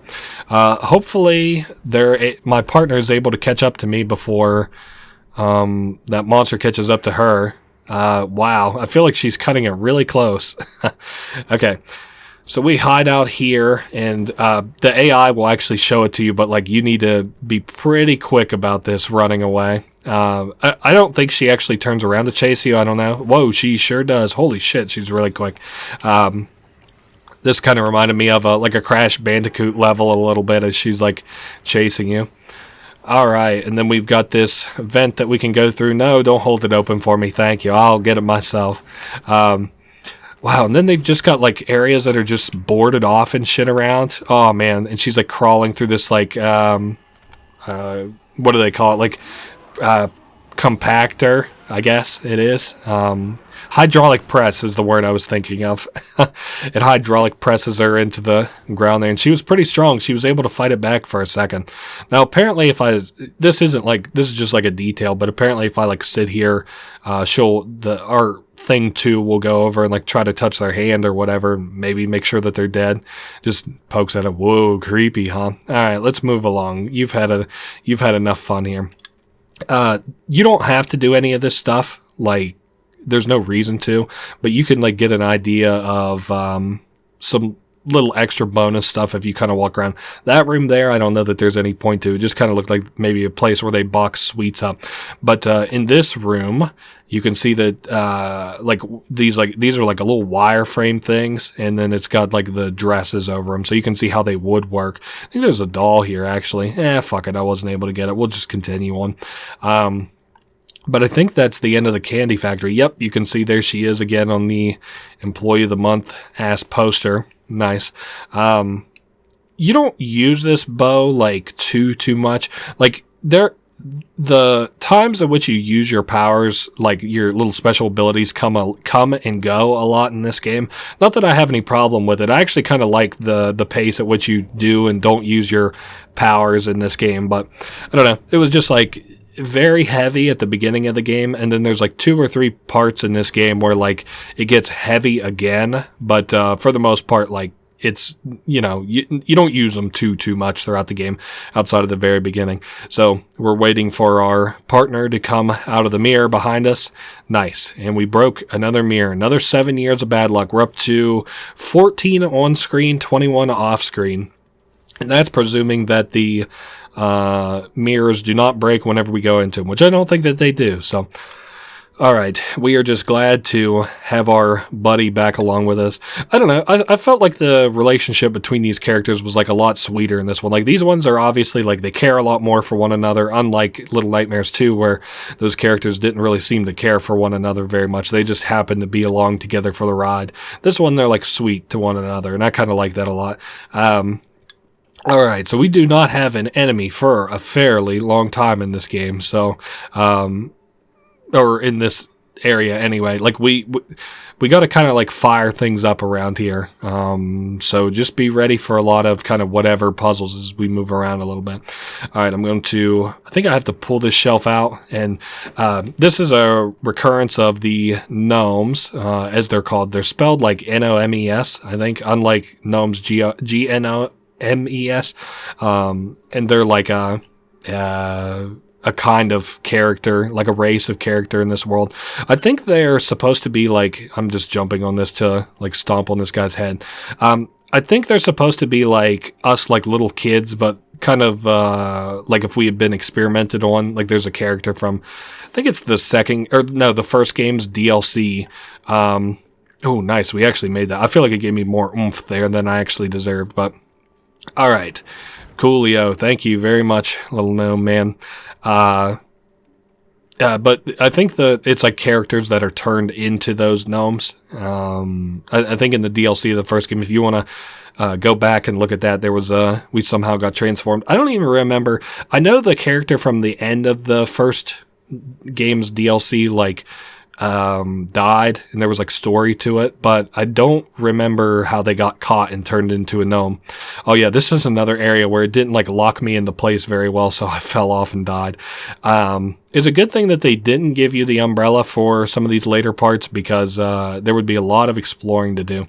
That was another thing that I didn't necessarily think that the Little Nightmares games needed, that this game has a little bit of, not very much. Okay, we need a fuse. Was exploring. I don't hate it. Like there's not like anything about it that I implicitly like hate. Like, oh, I don't like this at all. But at the same time, I was like, this game has exploring in it. What the fuck? Like where you can see that characters like her dress and stuff there. That toilet is moving. Oh, hey, there's a doll I can pick up. Might as well while we're here. Yeah, and then it's like these little side areas for like picking up dolls and shit a lot of the times. Not that it's ever significant or that it takes too much time or anything. I just am like, what the fuck ever. Alright, so I think this door stays locked. We can continue forward. Apparently, I think this place is called like something Curiosities or something, like the Curio Shop or something like that. You can see a lot of references to the past games as we kind of continue around here. So the gnome appreciates that we turned on this furnace for him, and he pulls us out a fuse. So I'm going to take this and then toss it near the door, because it's kind of cute. Thing number 2 here sits down and sits on like this and like watches the fire. I thought this would be really cute. Like if you're trying to do like a game ambiance thing, like this would be an awesome place to do the ambiance for. Anyway, though, I'm going to pick up the fuse and head out. Like you can see the trappers like traps on the walls there apparently, and like his bear traps. I want to try and point out there's like a gnome in a little glass thing there. I don't know if I can get him out. Let me see if I can do a little. Nope, I thought I might be able to bow and arrow that gnome out of there. Apparently there's gnomes that you're supposed to be able to hug in this area, and then if you do, they'll go back to that fire, but I am not seeing any gnomes around, so I guess we'll mulligan on that one, or just ignore that for now. I don't know. I like I said, I was like reading into some parts of this game because I wanted to make sure that I had stuff to talk about as we played, but like more importantly, like I didn't want to miss anything. It's kind of weird. So Little Nightmares 1, 2, and 3 have like post-credit scenes generally, like in a couple of the games, maybe all of them, but like they don't have alternate endings. Like if you do stuff, it changes stuff. But apparently Reanimal, the other game made by the same studio who made the first Little Nightmares 1 and 2, has like alternate endings, which is going to be very odd. Oh, hey, here's a gnome. All right, let me grab a hold of this flashlight. So now I've got my flashlight. There is a like an electric chair here. If I pull out my bow and arrow and hit this button, I believe it just like lights it. I don't know what the point of that is. I guess let's continue on. We can kind of creep through a hole there. Very dark. I guess I'll turn my flashlight back on. Creepy around here for sure. And then, like I said, I still think we have a little ways to go before we even come up on an enemy. There are like these kind of dummies here a little bit. I'm not spooked by dolls or anything. I keep mentioning this across playthroughs. My great-grandmother, she lived to be like really old, like late 80s or something like that. And she collected dolls. She liked collecting dolls a lot. Like all throughout her life. Like we came from like a really poor family, but she liked to collect dolls. So we got to hit these buttons. The black ones on the right actually mean that you hit them. If they're white, you don't hit them, which I thought was the complete opposite whenever I played. So, all right, so not that one, then that one. All right, then that one. Then we miss one, we skip one, hit the second one, skip one, hit the fourth one, and then we skip one, hit two, skip one, hit that one, and hit that one, and there we go. That puzzle's done and over with. You can see there's like a weird mannequin with like a duck's head here. Kind of creepy. And I think we just get freed to leave, if I'm not mistaken. There should be like a little sound effect maybe, or maybe I have to remake them hit this button. I'm sure I did. Oh, there's a lever on the right. That's right. That's what I got to hit. But anyway, my great-grandmother had like dolls, and she because dolls, I guess, were fairly, there was like a time in her life where like it was all the money in the world to like buy a doll, and I kind of understand that they're like a luxury item for children back then, but then they became like cheap enough where like it costed like fucking 60 cents or whatever to buy a doll, and then that was like fairly affordable for her to get like 2 or 3 like a year or whatever. But at the end of her life, she just had a room that was just completely surrounded her with dolls, and I don't know that ever did anything for me in terms of like, you know, making me scared. In fact, I think it was the complete opposite. Like, you know, my grandmother didn't care for these dolls. They never hurt her or anything. So like, I never had an issue with those dolls, and they never spooked me. So, this is kind of a weird part. I can't think of what these things are called, but they have them in planetariums. That's what these things remind me of. I don't even think they're supposed to be like planetarium joints, but that's what they remind me of, are planetarium joints. All right, so we have to move this so that we can get on that platform to our top right, and continue forward. Maybe it is just called a planetarium. I don't think that's what I'm thinking of, though. I can't even think of what game I'm trying to think that they have these in that I'm aware of them in. You know what? I think fucking Skyrim actually has a bunch of them now that I'm thinking of it. Or like these little rotational things. Like I think where you get the Elder Scroll in Skyrim, I don't know why I keep trying to say Sky. In the 5th Elder Scroll game, Skyrim. Fuck, I missed the top one. Oh, man, how lame is that? All right, I'll give it one more shot. I have just horrible fucking depth perception here. Like, maybe if, like, the camera would just come in, like, a little tiny bit for this part where I could see. But I don't know how far out this next thing is. And I also don't know if I'm hitting it. Thank God. Hitting it very correctly. There are these weird, like, amalgamations of things, like another mannequin that has, like, some weird stuff all over it, and then, like, a baby's carousel, it kind of looks like, and it has, like, a baby doll inside of it. I don't know. The thing about, like, baby dolls in games and stuff that usually kind of irks or bothers me or whatever is usually, like, babies crying. I really don't like that usually. Even though there's stuff being knocked onto the floor here, we don't have to concern ourselves with it. Nothing's gonna hurt us for the time being. Anyway, this is another area where, like, I was not getting snapped into place very often, so I died a fair bit.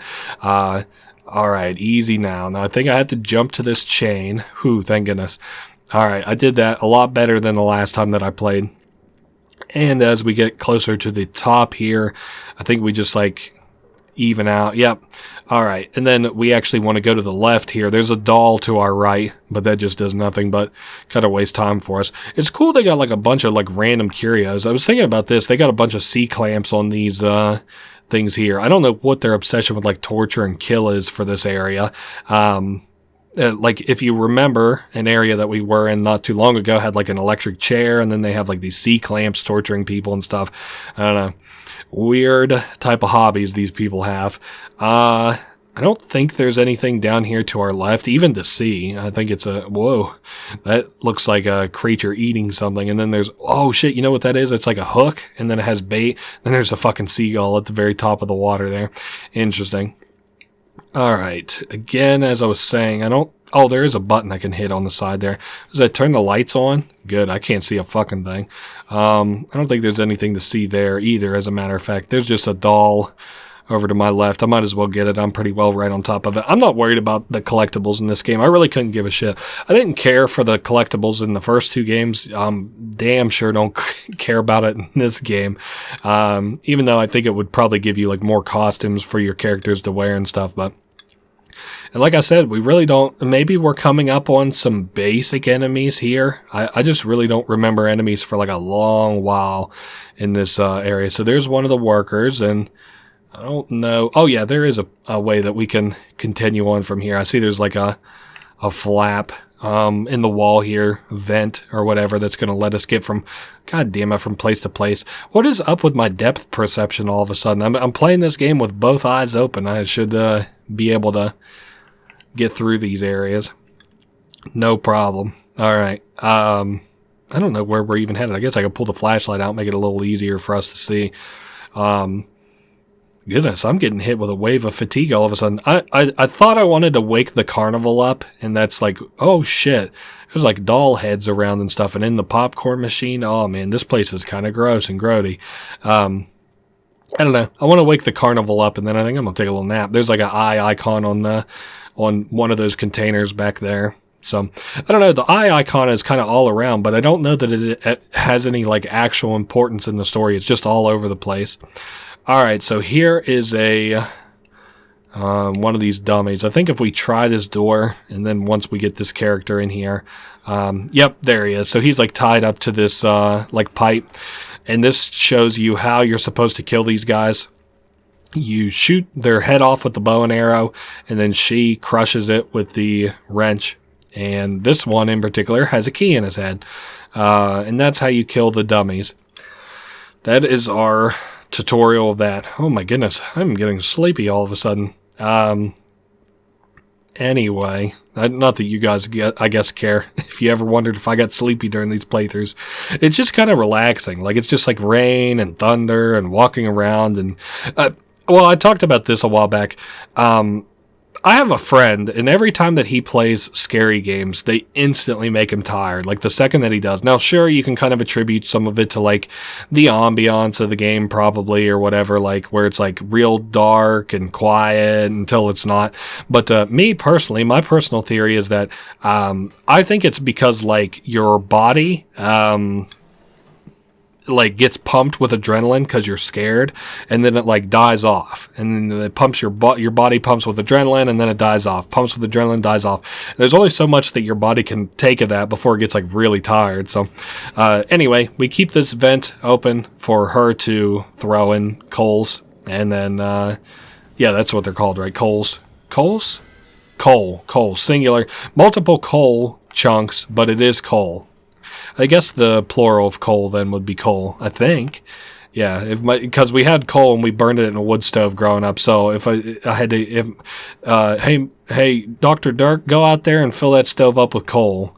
I need you to bring in a load of coal. I guess that still don't seem quite right to me. Coals are like a different thing, I think, if you're saying on plural. That's a weird way that words work then. I don't know. It's not important. This is a cool wagon, just barely fucking hanging on by a thread here. Speaking of hanging on by a thread, this other wagon is also just ever so barely hanging on to the edge of this, I don't know what this is, like a walkway by a hair, and then it starts to fall off. Oh shit, I got hung up. I thought I was the other character for a minute. Oh, what? No, grab my hand. We were so close. I thought I was the green character for some reason. That happens to me a lot in this game, and it's just because I'm dumber than hell. I couldn't imagine actually playing this with a friend of mine, because I'm sure that I would get hung up on something and then die like a dumbass. All right. Well, that one went a lot better. I can't believe how close I got to saving it there, too. All right. So we have a tent with some music kind of just playing. And I'm going to call our buddy over to flip this switch here. There's a locked door that we can't get through either. And there we are. Let me up here. We'll flip the switch. And it turns on the lights. Very, very fucking pretty look there. And this character, like, it has a radio. And is, like, turns off their light. And I don't know. I kind of feel like that's a character we'll see coming up here. I think it's called the ventriloquist, but I don't know what they're doing all the way out here, and I also don't know why they're not trying to kill us. So, because the ventriloquist, whenever we run into that enemy, is constantly on our dick. I guess I don't quite remember what we're doing up here besides getting this key that we need to go forward. There are a bunch of empty chairs here, and I only make mention that they're empty now because they won't be soon enough. This here I thought was kind of cool. You can see there's like a world map a little bit on the wall there, sort of. You can see there are like the characters that work in that lady's factory around, but we also run into those characters coming up, so that's not super significant. I just thought it was interesting that we finally have kind of that's probably not a map of the entire world, but like a map of like a significant portion of the world. So and it does not necessarily look like Earth, I guess. Not anywhere I know on Earth anyway. Okay, so we have got this key over here. We got to have the thing 2 boost us up so that we can grab it. Nice, thank you very much, thing 2. And we grab onto it. I think we had another similar animation of this in the other Little Nightmares game. I think 2 specifically. I think it was at the beginning of the game. So we hear some creaking in the next room over, and there are all of a sudden a bunch of dolls in here. How creepy. So somebody set them up out there, or maybe they came here themselves, even though they don't attack us.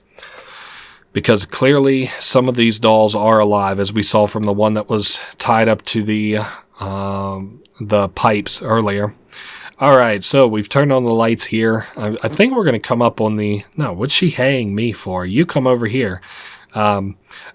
Whatever. So there are a lot of these dolls hanging around here. How creepy. They even cast shadows. I thought that was kind of neat for this game, that they made it so that those things casted shadows. Alright, there's knocking around. I hear like thumping and thudding, and there's nothing really to see here just now.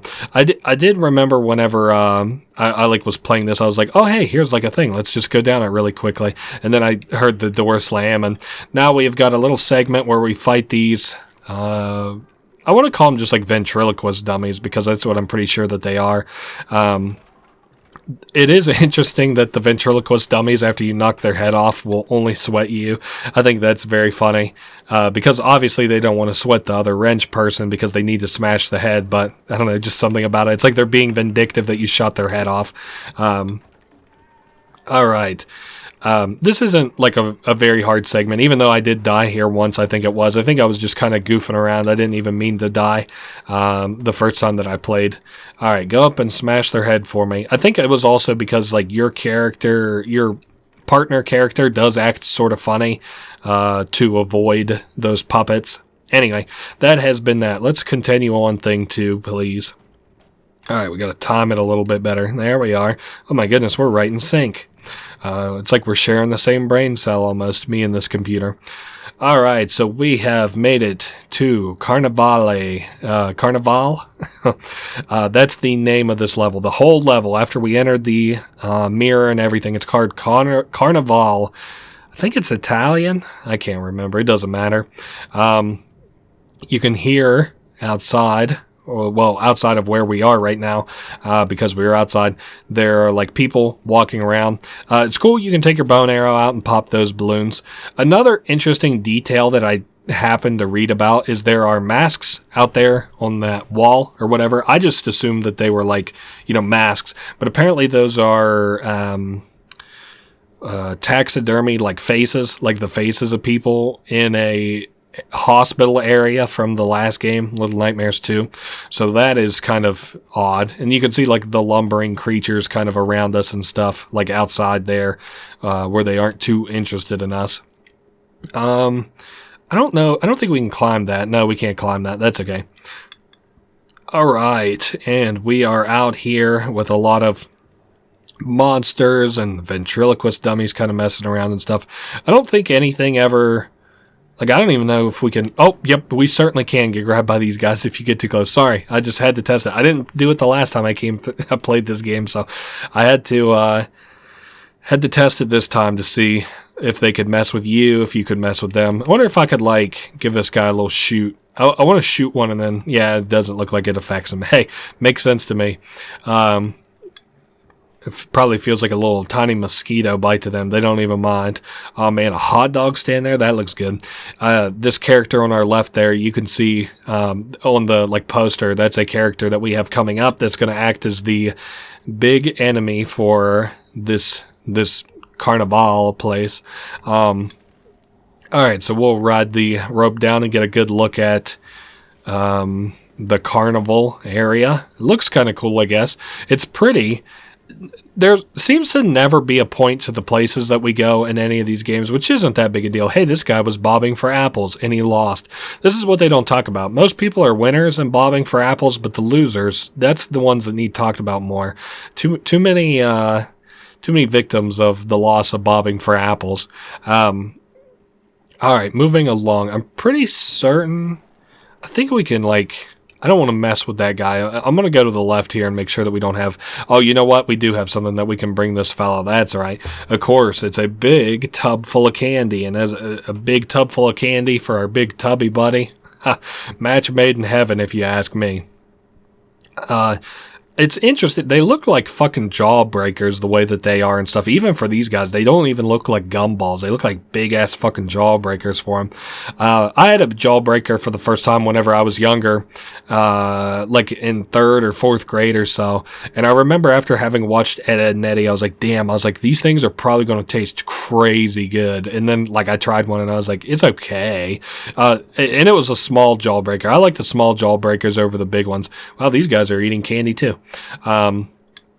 Because the big ones just kind of like hurt my jaw. You know, they're jaw breakers. I like the smaller jaw breakers. I think they taste good, and I don't know. They're easier to eat, I guess. So we've got some of these like puppet type characters here. They're having, like, our thing 2 is having a sort of a hard time pathing around to deal with it. Good, thank you very much. Then we've got a second puppet here. There are only 2 puppets to deal with. It looks like this carnival attraction is just, well, it's a piñata probably because it's covered in candy, that person. But this simply looks like 2 guys beating the shit out of a third guy with bats. So, I thought this paper might say something, but it doesn't say anything that I can read. There does seem to be like a language in this game, and it seems like a weird mix between like Egyptian, Chinese, and like just gibberish. So anytime that you can see like letters in these games, that's what it kind of reminds me of. This is a ticket dispenser, but it doesn't do anything for us. So, there's a dunk tank here. I thought this was fairly funny. I feel bad for this guy, though, of course, because, I mean, Houdini kind of made it look easy, I guess, but, man, whenever it comes time to finally bite that bullet, I don't know that you should. Yep, they just fall down there and then drown. It makes you wonder how, like, the worker guys get into the vulnerable position that they do in, like, some of the ways that they die in this area that you can see. Because, like, I assume that there was, like, a caste system, the same way that, like, you know, you won't participate in a carnival game if you don't want to, but, like, there are these, like, fat guys that are clearly, I guess, being forced to. So, all right, I think this is as good a place as any for me to take a break for the day. Alright, a new day, a new bout of energy. Now, admission time, I've been playing Reanimal all day, so it's a game that plays very similar to this. I'm sure I've mentioned it a couple of times now. So I'm kind of like, sorry, I'm pulling when I should be pushing. Who hasn't been there before? So the controls are very similar, so I'm going to try not to mess this up. So you can see around, there are a lot of these puppet things are kind of like sleeping and just hanging out. And you don't want to wake them up. I guess I would call it more so that they're sleeping. You don't want to get near to them. You don't want to walk too fast or anything, because then they'll wake up and you can't fight that many all at once. It's like 20 of them or something.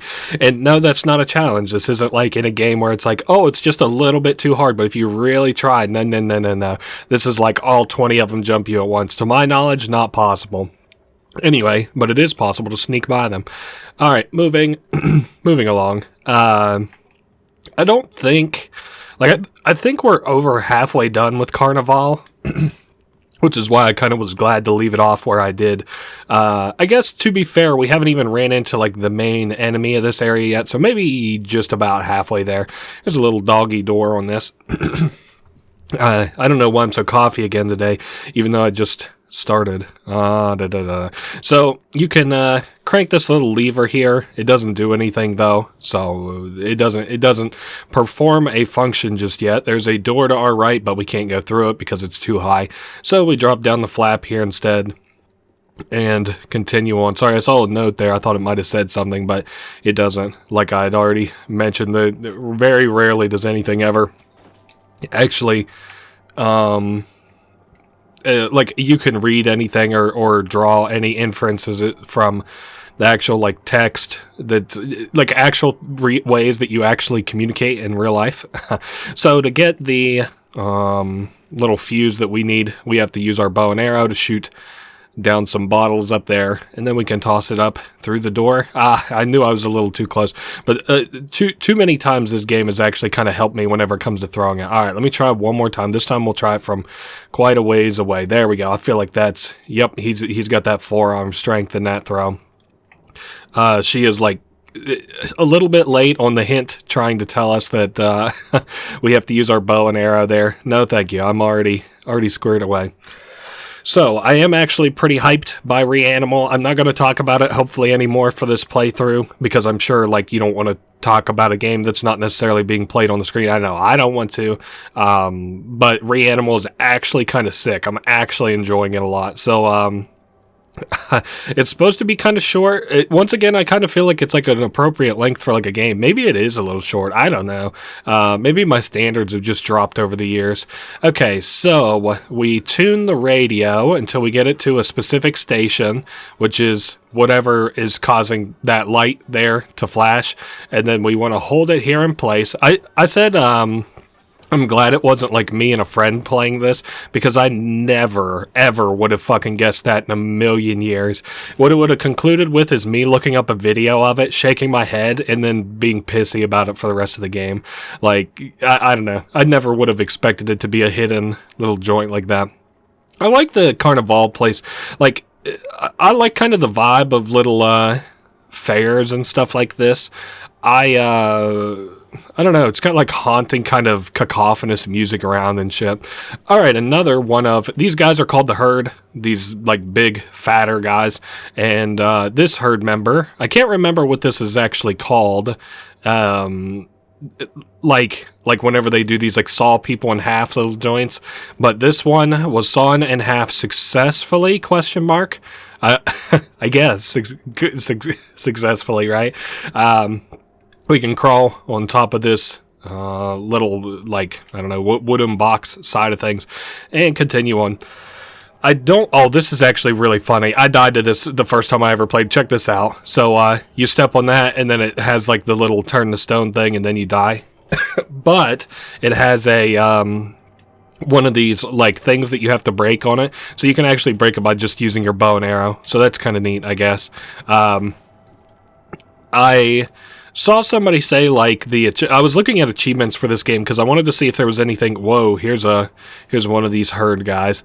I wanted to see if there were any secrets in this game that I might miss that I wanted to show off, like, as I played through it. All right, let me run across here. Hey, there's another one of these gnome guys behind the wall panel there. And one of the achievements, like, there's an achievement for using, like, your tool as a character, like using the bow and arrow or the wrench. And apparently a bunch of places in this game don't actually track you using the wrench as a power-up. So that's kind of lame. I kind of get where people are getting a little bit frustrated with this game in that regard. Like, using your bow and arrow, like, as long as you're actually shooting stuff, like, I just shot a bottle there, that would count.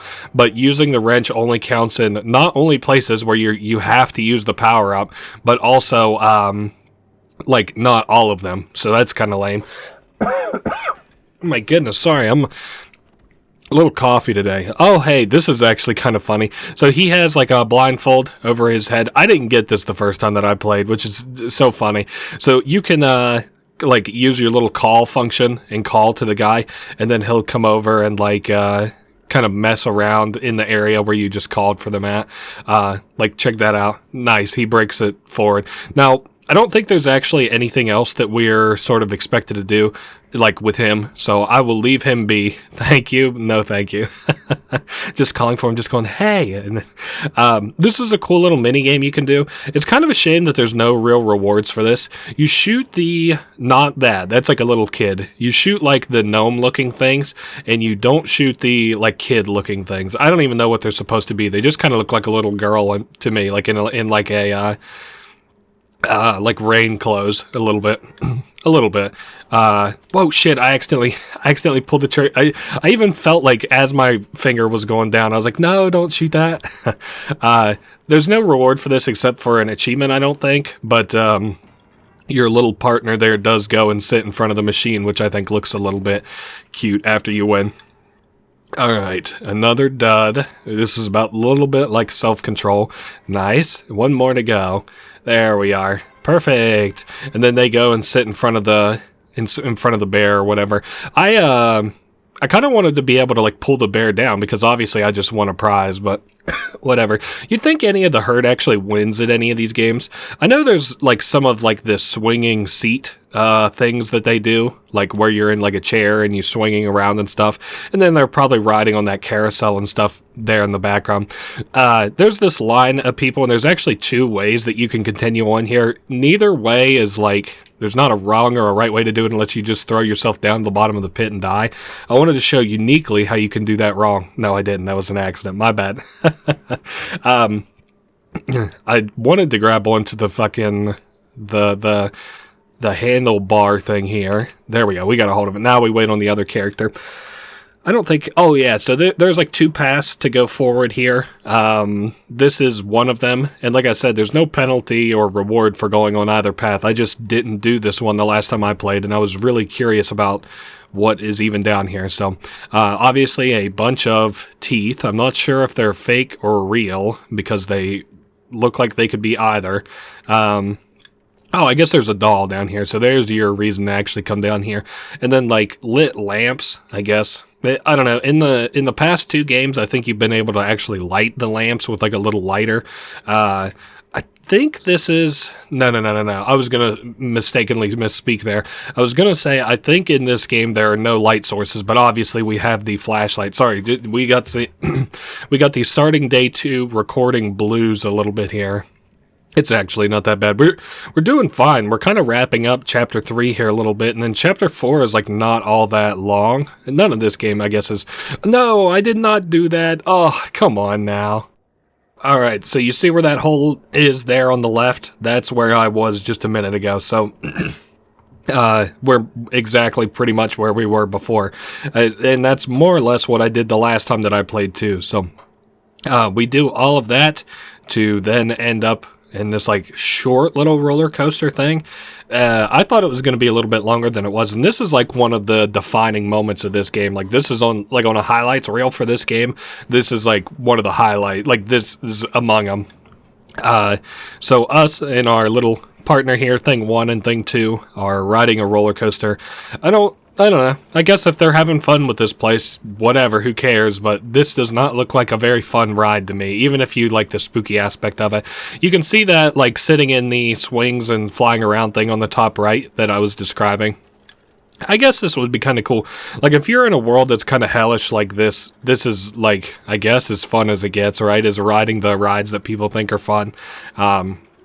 Then we go into like a little House of Horrors type deal. Whoa! Hall of Mirrors into... I don't know, we slow things back up again. There's like something getting cut with an axe on our right. I don't know. This place is really not too interesting, but it is nice because there's not too many like cutscenes. It is cute. They're holding hands right now, the two characters, thing 1 and thing 2. Like I said, they're much more sweet on one another than they were in the characters were in the second game, which I like. I think it's cool. All right, that's been the end of the ride. I hope you all enjoyed. Wow, I had some fucking pistachios and one just got caught in my throat. That I was picking out of my teeth for the last 5 minutes. Oh, man. Anyway, we should be coming along pretty quickly to the end of this area. Like, at least whenever we can start being accosted by a proper enemy, a boss or whatever. This mirror is cracked, and I believe as we, like, try to go inside of it or whatever, the other character, like, won't come along with us. Like, they're kind of fighting us a little bit. Or maybe we just can't go through it because it's broken. I don't really remember. You can't go through broken mirrors, though, so... what decides a broken mirror? Shrug emoji. Whatever that thing was, we just dropped it onto the ground, and the other character picks it up. I sort of assumed it was like a map the first time I ever played this game. I was like, oh, they're like looking at a map, and they're like trying to find some place to go. But that is not the case. It's like, I think I already mentioned this earlier, it's not like a super big secret or anything, so don't be too upset the fact that I'm not like, you know, talking about it and saying what it is just yet. It'll be coming up, trust me. Alright, so it is very rainy. We're now in a part of Carnival that is very broken down and just kind of shitty. I was thinking this, right? Do they just like use the parts of the Carnival that work? I mean, surely that's all that you can use, but oh hey, and there's like a star on this. I wonder if that indicates that this guy is like the star of the show. Oh, you know what? I probably have to crawl on top. That's right. I see the box up there. Duh. Oh, and I just fell off the side. Once again, my depth perception is already... You know what I think the problem is? I think the camera is not 2D parallel. You know what I'm saying? Like, it's not on parallel with us on a 2D plane. Like, it's at an angle is where I think I'm having a lot of depth perception problems in this game in comparison to the last one. Okay, so... I believe in this area, the star of the show, we're going to run into our big enemy, or enemies of this game. Ooh, it's getting kind of eerie in here. Oh, it is cool. I believe you can see like these guys' hands moving. And that poster I was talking about with the candies, again there in the back with that woman who made candy in the candy factory. You know what the candy factory kind of reminds me of? I don't know if any of you guys played... Wow, what's it called? Condemned Bloodshot. Is that the second game? I only ever played the second game, but there's a like an area in that game that I think is called like the Candy Factory. That game is actually really sick. It's really fucking scary, but it's also like now I would say like really entertaining. You're playing as like a cop, but then you uncover like this, I don't even remember. It's like some kind of like a supernatural organization, and the ending of it does get kind of lame because, as best as I understand it, like their whole gimmick is they found a way to scream magically. Like they can kind of do like Skyrim Dragonborn shouts a little bit, and they can do like magical shit that way. But I really liked Condemned. I want to keep saying Condemned Bloodshot Origins, but I don't think that's it. Condemned Bloodshot. I'm gonna go ahead and just shoot. There's a statue there. I know we can't really see much. Maybe I'll turn my flashlight on for here. Oh yeah, I forgot this is where I did it last time too, but you can actually shine your flashlight in the eyes of your thing too, which is kind of funny. I sort of feel like whenever it comes time that we'll run into an enemy, like I don't remember whenever we actually run into them, but it's going to come quick, fast, and out of nowhere. And I want to say it's actually probably in the next room, as a matter of fact. No, not yet, anyway. Oh, man. I'm hearing some TV, which I think is my indicator. Yep. So we've got two characters here. One is, well, they're both asleep, I guess. There's a bigger one and a smaller one. If we're too loud in this room, it will wake them up, and then we will die. So we want to stay low and slow, as usual. Speaking of low and slow, we're going to have to break that rule here temporarily as I start to pull these boards off.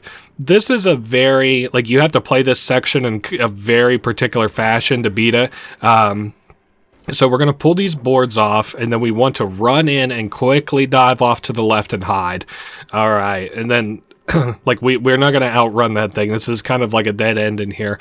I almost consider it a little unfair, it feels like to me, because this is, like, really, really quick. Like, this whole segment, like, you really don't get much time in here to prepare for stuff and whatnot.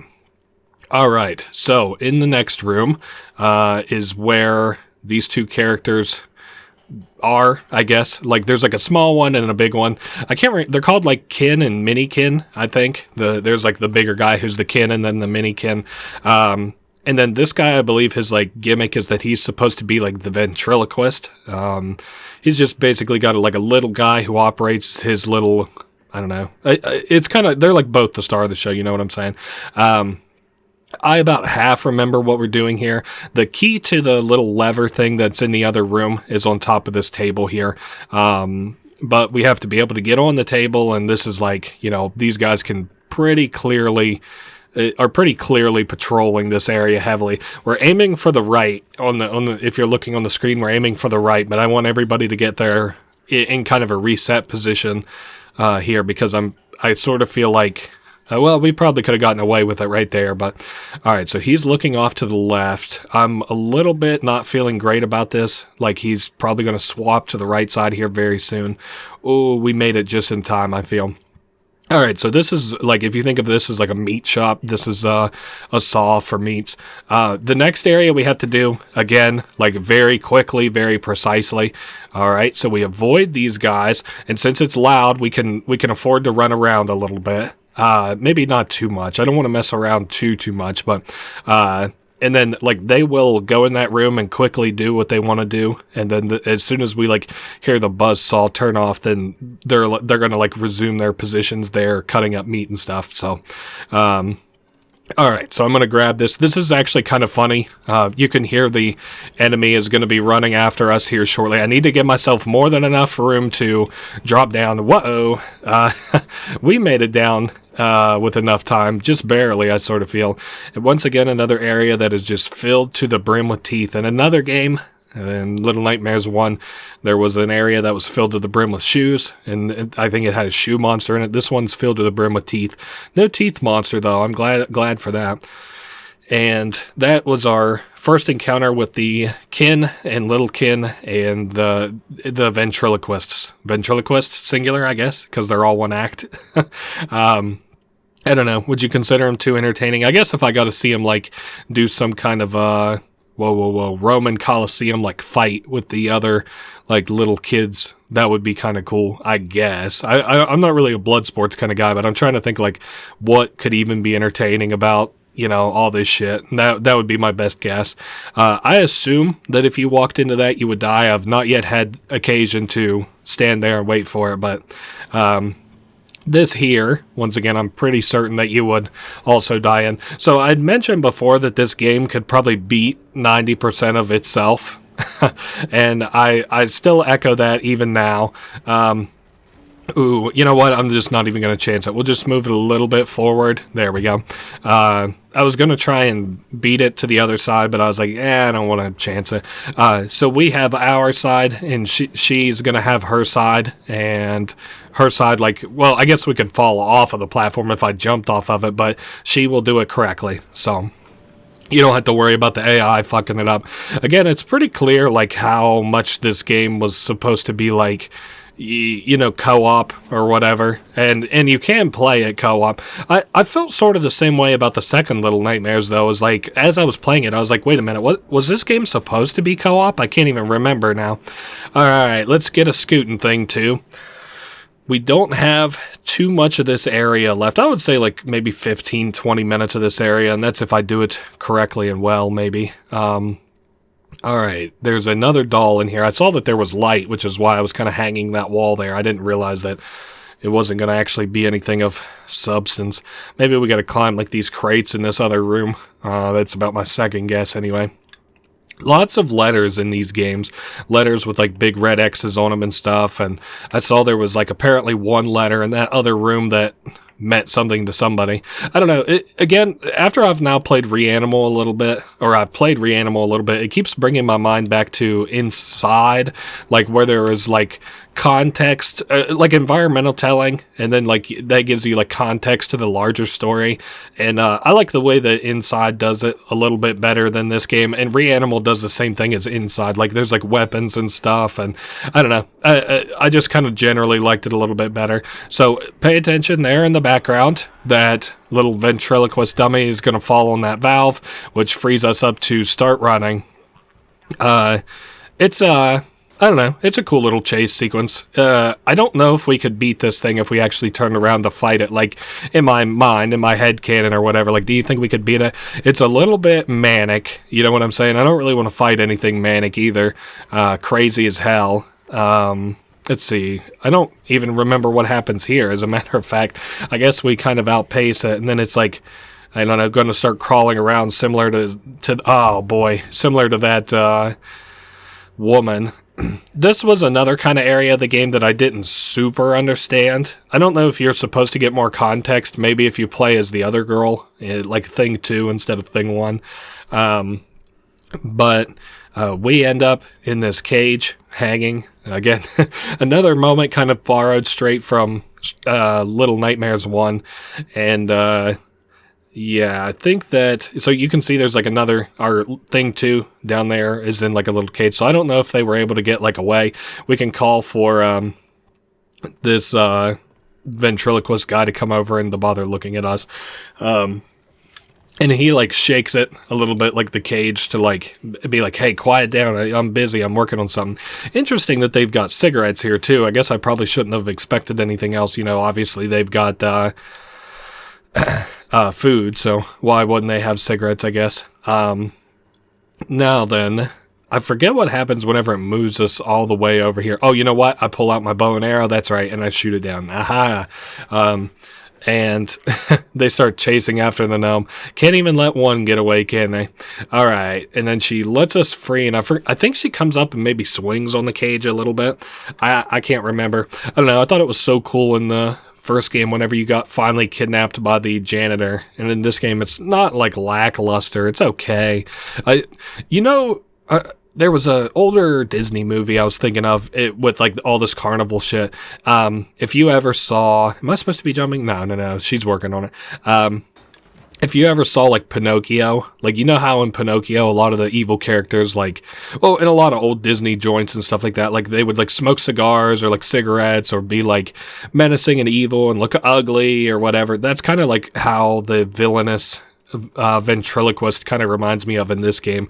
Like, I don't know, he's ugly, and like anytime that you ever see posters of him, they're all like dirty and stuff, and I'm not sure what they call that in terms of storytelling. I mean, they've been doing it clearly for at least 100 years now, because, like, again, I'm talking about Pinocchio of all things. So this game has like DLC that's going to be coming out. Like you can pre-purchase like a season pass. I haven't done it because I don't see a reason to, but I about half figure that you'll play as this boy, because that's the way that the last game did it, or Little Nightmares 1 did it, was they had like somebody random that you played as that was like in the way of the main characters, like not in the way, but like you just happened to meet them or whatever for like a split second. All right, so those guys are fucking around in the background. Oh yeah, they're looking for that gnome. That's right, and he's in the corner here hiding away. This is a semi-interesting next room. Like as far as like rooms where something happens and nothing happens, this is one where something actually happens. There's another couple broken mirrors in the background, like dressing room mirrors, and they choke the gnome to death or like squeeze it to death like a little Smurf. Maybe they should call this guy Gargamel instead of the ventriloquist. It's kind of interesting. There's a spider web on our right, too. I don't know if that has any greater story implication. Probably not. Just a cool little detail. Oh, yeah, and then there's, like, this whole room's full of broken mirrors. Look, you can see there's even a broken mirror on my left. Jesus Christ, they're all over that room. Tons of bad luck to be had in that room. I think we need the other character to toss us up here. Yes, sir. Thank you. I don't think I was saying anything important. I think I was just kind of talking about old Disney joints. Wow. Okay. Yeah. That's what I was doing. I was only talking about old Disney things. I don't think this area is... I thought this was going to end up being, like, really deadly, this next area, but no.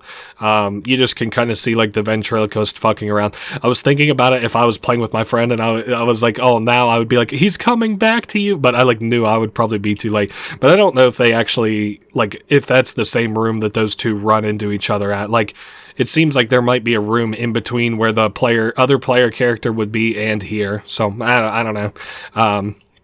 Maybe not, though. Maybe that other character hides, so you would have something semi-exciting to do as the other character. Alright, so now we can descend this chandelier and pick up our partner. Yeah, I hear you down there calling for me. Just hop on. I also kind of wondered how the camera would work because obviously they can't like share a camera, you and the other player character, so I guess you would have your own independent cameras, and it would probably look better, like, you know, you wouldn't have to make that jump if you were playing as the person that was all the way down on the ground, like a shitty jump like that. Alright, congratulations on making it up here. Now we've got little prints for our hands that indicate this is the door that we need to go through, and we can continue on. Little lollipops there at the bar. You know how you go to the bar and you order a lollipop and some popcorn, and there's a one of the herd there. You can't mess with him or anything. I don't think he looks dead. So would hate to be under him when that bar stool pops. It makes you wonder though, like clearly these guys like interact with this area, right? And so, like, he probably came in and ordered some stuff and then died. That's not that big of a mystery to me. But what is kind of a mystery to me is, like, do people come through and just re-clean this place up and move those fat motherfuckers out of there? Because there's not, like, old, half-rotting bodies or anything, like, at least by my estimation. So, this is kind of interesting. This is the ventriloquist's act. There's a boy there who is, whoa, easy. He's doing, what is that called? Juggling. That's right, juggling. That's right. One of the prettiest Pokemon cards is a card called the Juggler, I believe. At least in my opinion. I like kind of the older Pokemon looking cards though. So he puts a key on the roof there, which is triggered obviously by us, accidentally knocking all that shit all over the place. And he gives the boy some new stuff to juggle. Whoa, I don't want to be running too fast. I'm a little bit worried that we would accidentally wake him up. All right, so our thing 2 should be crawling to us here very soon. Reanimal does the same thing too, like where if I get lost as one of the player characters, like the other one oftentimes will just show me the way to go because they'll like fly past me the direction I need to go. So I'm like, oh, all right, thank you. We take this elevator up to the next floor up, and I see the padlock that we'll need is for a door that's on our right there, just barely outside of camera shot. Oh my goodness. I'm not like tired, but I did start this a little bit later than I normally do. I figured we only got like maybe like an hour left of the game whenever I first started recording. I don't know though. Like I'm not really pacing myself in terms of time or anything, but like I was like, okay, before I get too tired, I'll surely be able to finish this game or whatever. So I think he's gonna be. I want to wait for one rotation of him to like fuck up juggling, and then turn around and go get items from the chest or whatever. I think he'll do it. I'll give him like maybe 2 more times of fucking up with the juggling there before I just make the call and just go down. Okay, so I'll consider that 1 time of fucking up. Okay, so he's dropping all the juggling balls. I probably could have just went down there. I think I had more than enough time. Ooh, man, how you can see there's like herd members out in the audience, although they're not moving, so it makes me wonder if they're actually alive even. All right, coming down. I think I got more than enough time. I also don't know what those things are juggling because I know that, like, clearly the other things are balls, right? All right, let me pick this up. Nice. Sorry, buddy. Wish there was something I could do for you. Thankfully, there's rugs around so that he doesn't hear me falling on, like, little wooden slats and shit that are around here. There's a ladder that character uses to fall down to us. I don't know what the things are that he has that he's like messing with. Like I knew the other things were balls to juggle, but I don't know what he's working with there. All right, let's use the key and get the hell out of here. How's that sound? I guess also if you like fucked up this puzzle in some way, we turned the alarm on. You could probably recall that elevator down here, I guess. All right, moving along. Yeah, please get to scooting. Man, we are outpacing this guy pretty healthily. Let's hope that continues on until we win, right? You have to be scooting here, please. Although, like I said, we are making like pretty good time in comparison to these guys, so and it doesn't look like they're going to be able to catch up to us that way. A little bit too far of a jump for the minikin. Please open. I think I'm getting hung up a little bit. All right, we're in the shoe room. I was just talking about a bunch of shoes earlier on in this game where they had like the little teeth pile, and I was talking about the shoe pile. And oh yes, that's right. I accidentally fucked around here before. What you're meant to do here is run down this way because you can hear like the steps coming from behind you. It's the ventriloquist kin and minikin behind us, and all of like the herd are like dead as we travel through here. I don't know if it's all of them, but most of the herd seem dead as we kind of run through here. So, all right, yes, please bust this wide open while the DJ run it back. That guy is still slowly catching up to us. You know, it's funny. Oh, yeah, I forgot we got to shoot this button. Whew. I fucked that up the first time I ever played, and I was like, oh, I'm so sorry. You did your part so well, and then I meandered at mine. All right, does he fall through the chute? Nope, he goes clear the whole ass way. No, he busts down a door. That's right. All right, so we are by a hot air balloon. As I'd kind of mentioned earlier, there's a hot air balloon here. All right, we'll grab a hold of the thing that I guess opens up the oxygen or something like that so that the flame can burn higher. He's got a shotgun. I can't even duck or anything just yet. I think he just does like some random shots up at us. We want to jump up and grab a hold of this thing, and it will burn the little minikin, and it drops him down, and that's that. We won this area. That is Carnival completed. I don't think that's too much of a spoiler, but yep, we're going to get in a hot air balloon and fly out of here. So I'd mentioned hot air balloons in the candy factory. It's kind of weird. And then this also looks like it's a flying ship in contrast to other ships where it's been, like you can see the propellers, in contrast to other ships where it's been like on the ground, you know what I'm saying? So to get to this place, you probably have to ride a hot air balloon in or out. Now, as you're about to see, one of the perils of riding a hot air balloon in the middle of a storm is there's not too many things for lightning to be attracted towards up here. And I don't know, I was hoping to be able to foreshadow that a little bit harder, but it's kind of cool. You know, something that kind of interested me in all these games, like what's the point of all the fucking luggage constantly everywhere? Like this thing that we're even flying around in now, this hot air balloon has like a ton of fucking luggage that's like being toted underneath of it. I don't know. I never did know. But it is cool. We're like floating out of here, and then we get struck by lightning, and our hot air balloon crashes and burns into the ground. And that's been Little Nightmares 3, ladies and gentlemen. No, how many times am I going to do that bit? Come on now, Dr. Dirk. You know something? Look at these drawings. So one of those drawings is clearly Necropolis. The other drawing is clearly the Carnival. And this takes, I can tell you, I can confirm this. Well, I can't swear on my life or anything, but for the most part, all signs point to this being like a prequel. Like this is like a little pre-thing. So what I don't understand is like, how he knows that he's going to go visit these places. Does he have like in-universe knowledge of it? Or because my first like theory as I was playing this is like, oh, this is like a thing that's happening after the fact. Like this is like all the events of the game happen and then this happens. I don't know. This game kind of like in the Little Nightmares kind of canon and stuff like that really confuses me. I don't know. Maybe it makes more sense to people who are not me and don't give a shit about the story or whatever. And I don't really care about the Little Nightmares story. I think, I don't know. There's just certain stories I care about and don't. And then one of those dolls, like the dolls we've been collecting, looks a lot like Thing 2. So, interesting. My first inclination was like, what the fuck? Is this thing fake that we've been running around with? But it's real enough to like move a bottle off of us and use a wrench to knock things out of the way. And then clearly if you're playing with like another player, right, that they're real. So, I don't know. So, I think this place is called the Institute, in terms of level areas and names. You can see there's a little swing to our left there. This is probably the shortest level out of all of them, but it's the meatiest. Yeah, I guess that's how I would describe it. Even though I like the first area the best, Necropolis, I would say this is the shortest and the meatiest. All right, so I can't remember. There's like some cheesecake and stuff.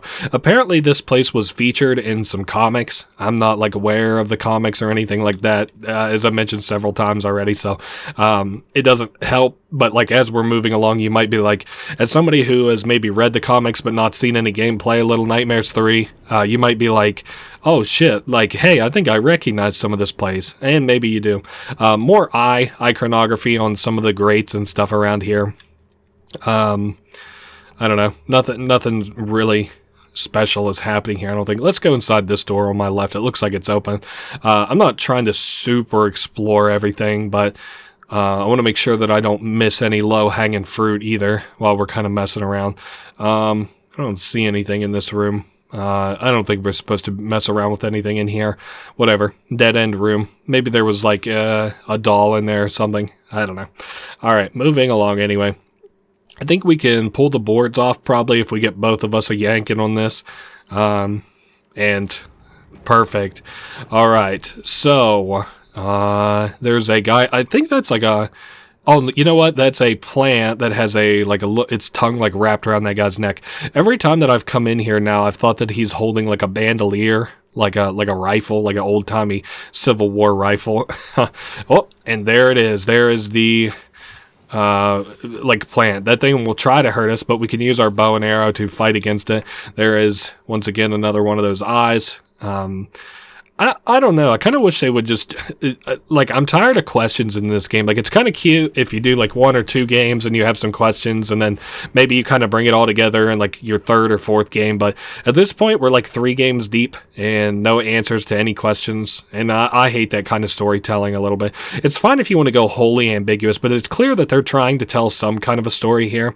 Oh, yes, that's right. We've got another plant that's, we have to guard our character here for. So they kind of act as bait a little bit, and I might have to even get a little bit closer to this thing. I'm worried that I might not be close enough. So it tries to move, and then it like aims at her, and we just take it out with the bow and arrow.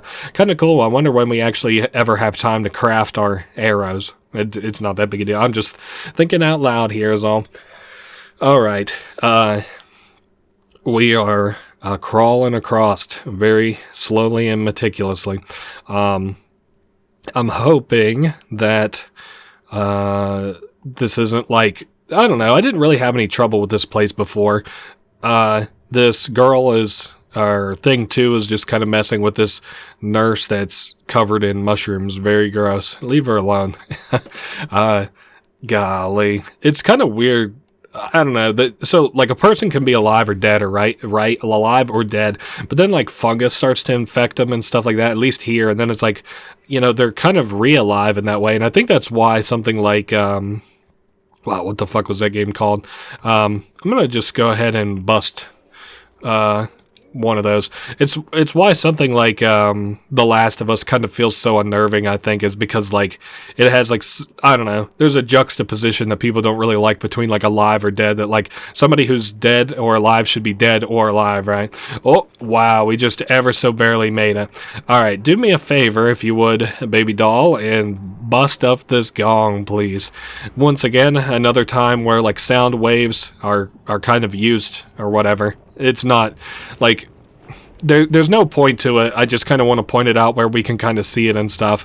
And then there's this giant long arm. It kind of looks like a snake that's getting pulled back that direction. I don't know. Maybe I'll just... Oh, it's not an arm. It's a foot. Of course. I should have known. Maybe I'll go inside of this room and see if there's anything to be seen in here. It doesn't kind of look like it. I don't really recognize anything around here. More weird letters. I wonder if they've been translated, or if there even is like a translation you can bore out of them. Probably not, I would guess. Okay, there is an elevator. But then there's this hole in the wall where the men can see it all. Let's see what it is. It's just a chair with a person, like a child sitting on it. Whatever. Maybe that'll be pertinent in a future game. Maybe it'll be pertinent in some random $1.99 comic that comes out on the back of Wendy's Happy Meals. I don't know.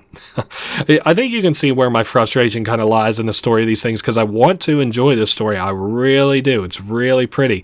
I don't even mind that, like, if you want to lean heavily into environmental storytelling, not that I'm saying that that's what this game does, but if you wanted to, that's still cool with me. But just tell some kind of a story. Just don't, like, I don't know. I have my misgivings with this story, but the gameplay is actually fun. So, and it takes both of those things for me to consider it like a very good game. All right, so we are once again in a fairly dark area. Good thing we've got our flashlight. I don't think there's anything to be seen in this room. I don't think I can. Can I get in this? Yeah, I can get in this window, actually. I don't know that there's much to do here just yet. Like, I think this is a alternate way we're going to have to kind of navigate this place later on, right? Yeah. All right. I'll cut back around to where we were going before. I think I just kind of accidentally skipped forward a little bit. Come on, man. Hop up in this window, if you please. Very nice. Oh, my goodness.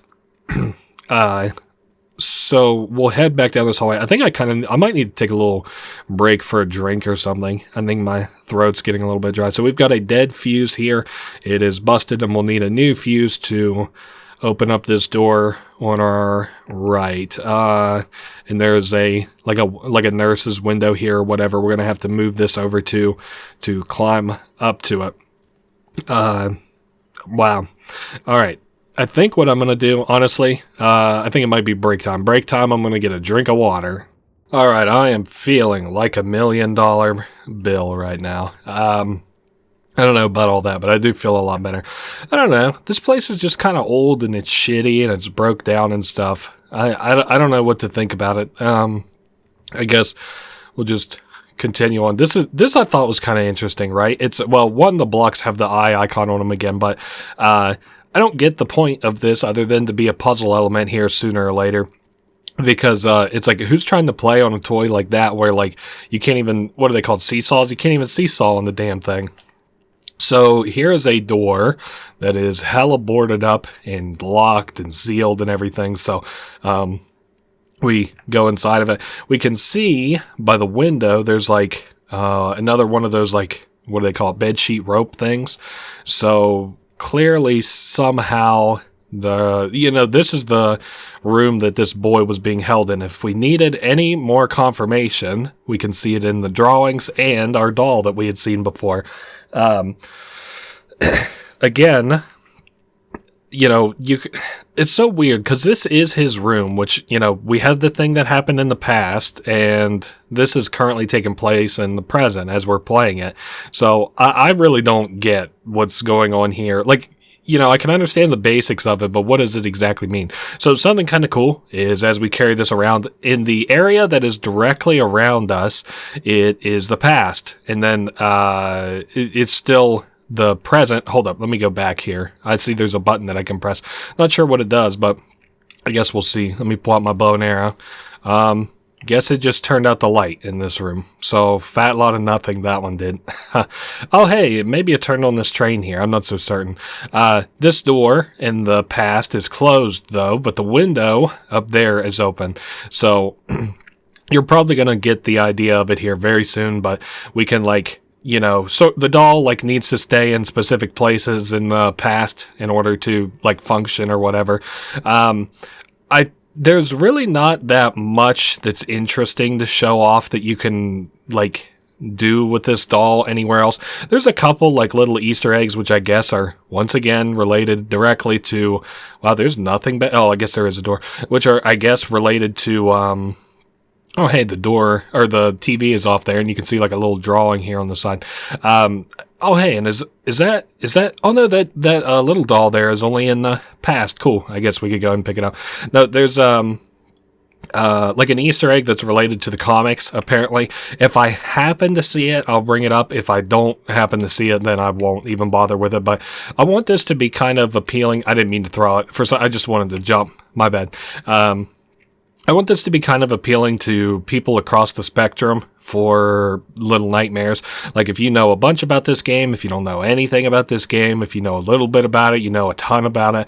And if you know a ton about this game, and I'm just blatantly not understanding something really explicit about the story, I mean, please feel free to correct me and explain to me what I'm not understanding about the story, because I would like to enjoy it more. I don't maybe need a whole lore dissection, but people who know this story, do you consider it a story that is worth knowing?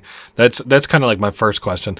Also, this room in here is really fucking deadly, because there's no floor here in the present. So we got to kind of work in tandem again with our partner here. Go ahead and pick up the fuse.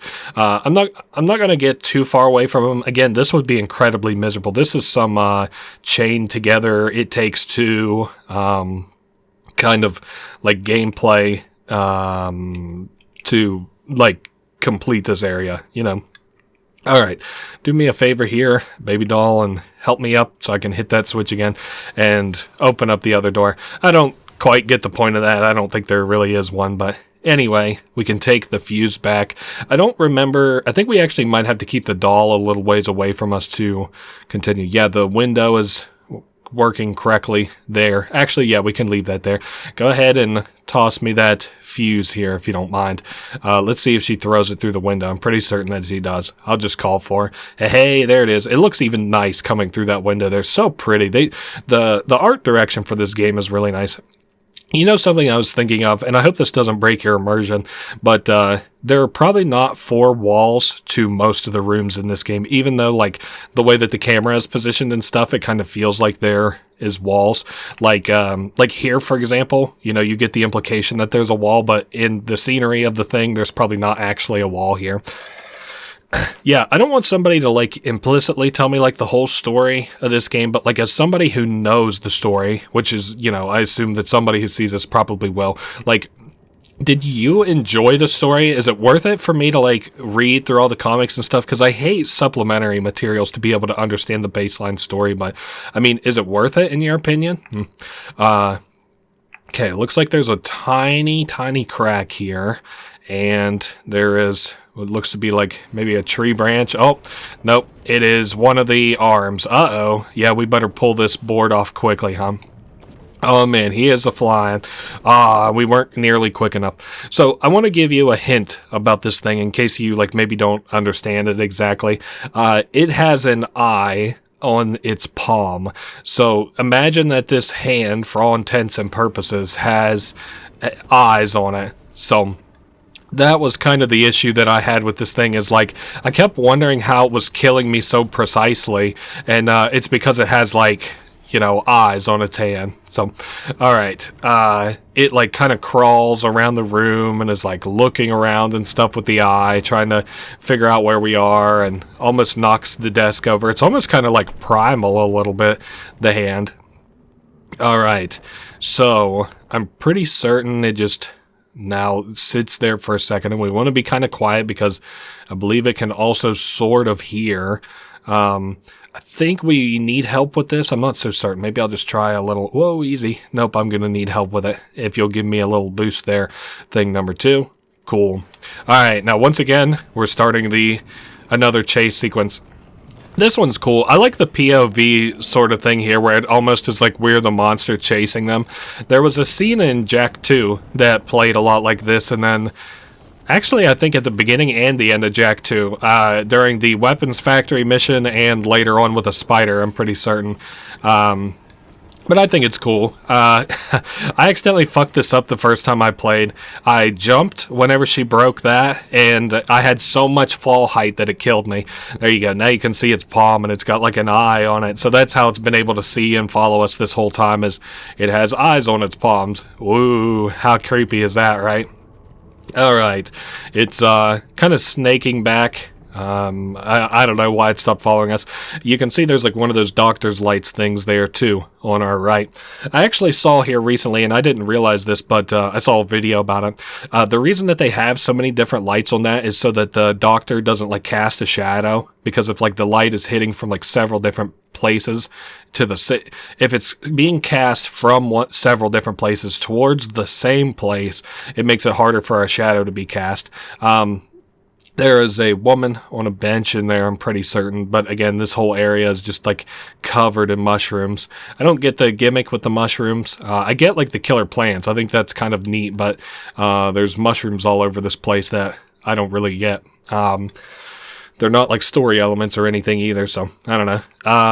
I think there's nothing on this bottommost floor, so we can just continue on to one of the upper floors. Different kind of weird paintings around. It kind of looks like a weird potted plant, and I don't know, that room earlier that just had like that boy sitting, to my knowledge, that doesn't really have any like, I mean, not yet anyway, have any greater lore implication. I don't know though. I'm going to put a pin in it and say I'm not going to bring up the comics, but if you want a hint for what it might possibly have to do with, it could possibly have to do with that. So this is actually really, really neat. I didn't notice this, but there's like a plant here, like kind of ready to strike, and there's this nurse with a key. We can pop that glass thing there, and I was worried that she might try to come and kill us. But no, we get rid of 2 threats at once here. The plant will kill the nurse, and the nurse, well, I mean, that's just 2 threats out of the way. So we grab the key and are able to continue on to the left. Kind of crazy the Institute's going by so quickly. I didn't really anticipate that it would kind of fly by like this. We got a final boss similar to how we had like a final boss in the second game, and I'm trying to think of the first game. I guess technically we did have a boss there too, didn't we? It just I don't remember it being like very involved. Like I know you had like a fight with a mirror or whatever. Dude, it was so cool how you got powers at the end of the first game. I hope that they bring back, what was that character's name? Six? I think maybe it was 6. I hope they bring that character back because I really like that character a lot, and hopefully maybe you can do something with like the powers or whatever. I don't know. It's cool though. Maybe they'll like lose them. I don't know, like Kirby or a little something like that. Anyway, there is not floor near here, so I'm trying not to, go too crazy. I also don't want to like drop the. There we go. This is the run and this is the sprint. This is for fighting. This is for fun. I think some of these doors... No, I can't open either of those doors in the past. I could take this with me into this room, and this is, I don't know, nothing special room in here either. I guess I'll just continue to bring the doll with me, just in case I need it. Okay, so we're in this room now. I can't. Oh, you know something that I can do? Well, hold up. Maybe I can, maybe I can't. Oh, actually, so there's no floor in this room in the past, so you do kind of a double whammy here. You leave it there, and then, hold up, let me move it even a little bit more further to the right. It looks like there's like a recording tape nearby too. And then like you do like a little jump thing here, and that's the last time that, we'll have to mess with that doll. So I guess that's good for us. I didn't get a shell off the bed that I was talking about. All in this room is completely filled with enemies. Can I turn on my light? Whoa, creepy. Lots of nurses and stuff around. Kind of surprised to see they have so much faculty. Also surprised again to see that a bunch of faceless people around here. Glad they don't mind me shining a light on them though. Enemies that don't have sight or sound are probably some of the funnest enemies in these games, especially when they're as kind of deadly as they are and stuff. Alright, so I'm going to hop down, and I can't remember if the nurse follows us. I was worried that my partner got grabbed there the first time that I ever played, but nope, we made it out scot-free. That area, despite feeling like it was deadly, was not deadly by my estimation. I guess we'll go this way now. Kind of hear like creaking a little bit off in the distance, but I'm not sure what that is. Almost like about like a half alarm too, like a womp, womp, womp. Some shoes above us, hanging on some branches. Kind of reminds me of when people would hang shoes from like power lines or whatever. I'm only, I'm aware of that in, like, movies and culture and stuff, but, like, I don't kind of get the gimmick of it exactly. It used to play these kids, like, throwing shoes on top of a power line. Hey, there is a power line above my head. In an old game, I used to play Greg Hastings' paintball tournament for the PlayStation 2. And this, like, guy's arm, like, pulls together these buildings. I don't know. I maybe like the idea to fully enjoy this is to like not even bother thinking about the purpose of the thing. You just be like, whoa, that's so cool. Could you imagine being down here and seeing some guy with a long ass arm pull 2 buildings together? I don't know. Do people find that entertaining? Because I about only half do. I think it's cool the like very first time that you ever see a big arm like this. Like you're like, whoa. But then outside of that, like it doesn't do anything for me. Now, where there's smoke, there's fire, though, because I'm pretty certain that if we're seeing his arm, it's probably because we also feel the buildings shaking. It's probably because we're going to have to deal with him sooner.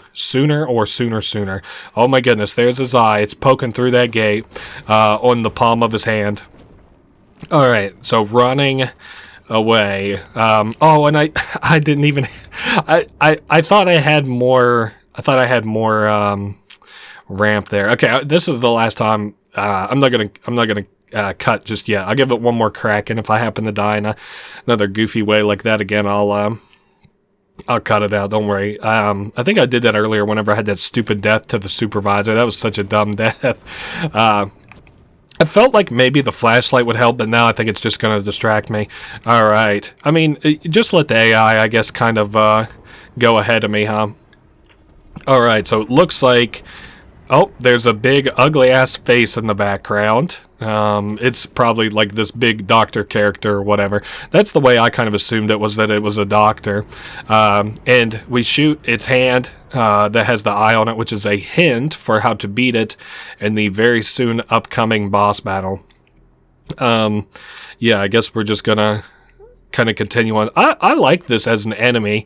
It's just, again, I don't understand anybody's motivations here a little bit. Like, it's interesting whenever, like, it's just like a character that's like feral, like those nurses and stuff. It's like clear that they're feral and they don't have like any kind of greater cognition. But like this dude who's like smoking and capturing stuff and like kids, and then there's like you know, he's like the head. Oh god, oh boy, I have a really hard time staying on this thing.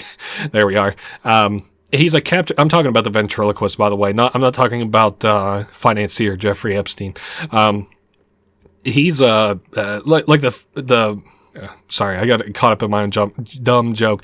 The ventriloquist is clearly a character that has like a higher level of cognizance, so I don't understand what he's killing. I guess maybe he's just like capturing you to capture you. But then there's other characters in the game that are kind of like that too. Like, I guess the doll is sort of mindless. You can't really give it points for, like, you know, being able to do stuff. But like the supervisor, is she just like trying to clear stuff out of her factory? I don't know. Then I guess that's all the enemies. I'm going to assume that she is working diligently to make it so that I can access this other area along with her. Alright, thank you for busting up this wall. Did it work? Hold up, that don't seem right to me. Hold up, can't you, oh no, it's above my head, that's right, I see. I'm going to have to like, I thought that the crack was like in the wall. I didn't realize it was so high up. Alright, let's keep scooting. I hear like children like laughing and giggling and stuff around here, so must have something to do with the story, I guess. Alright, I don't know how many more elevators we got to go. I know we're pretty near to the end of this game now. I like the Institute and its like vibe and stuff. These are some of my favorite places in the Little Nightmares games, are like the cold kind of clinical areas.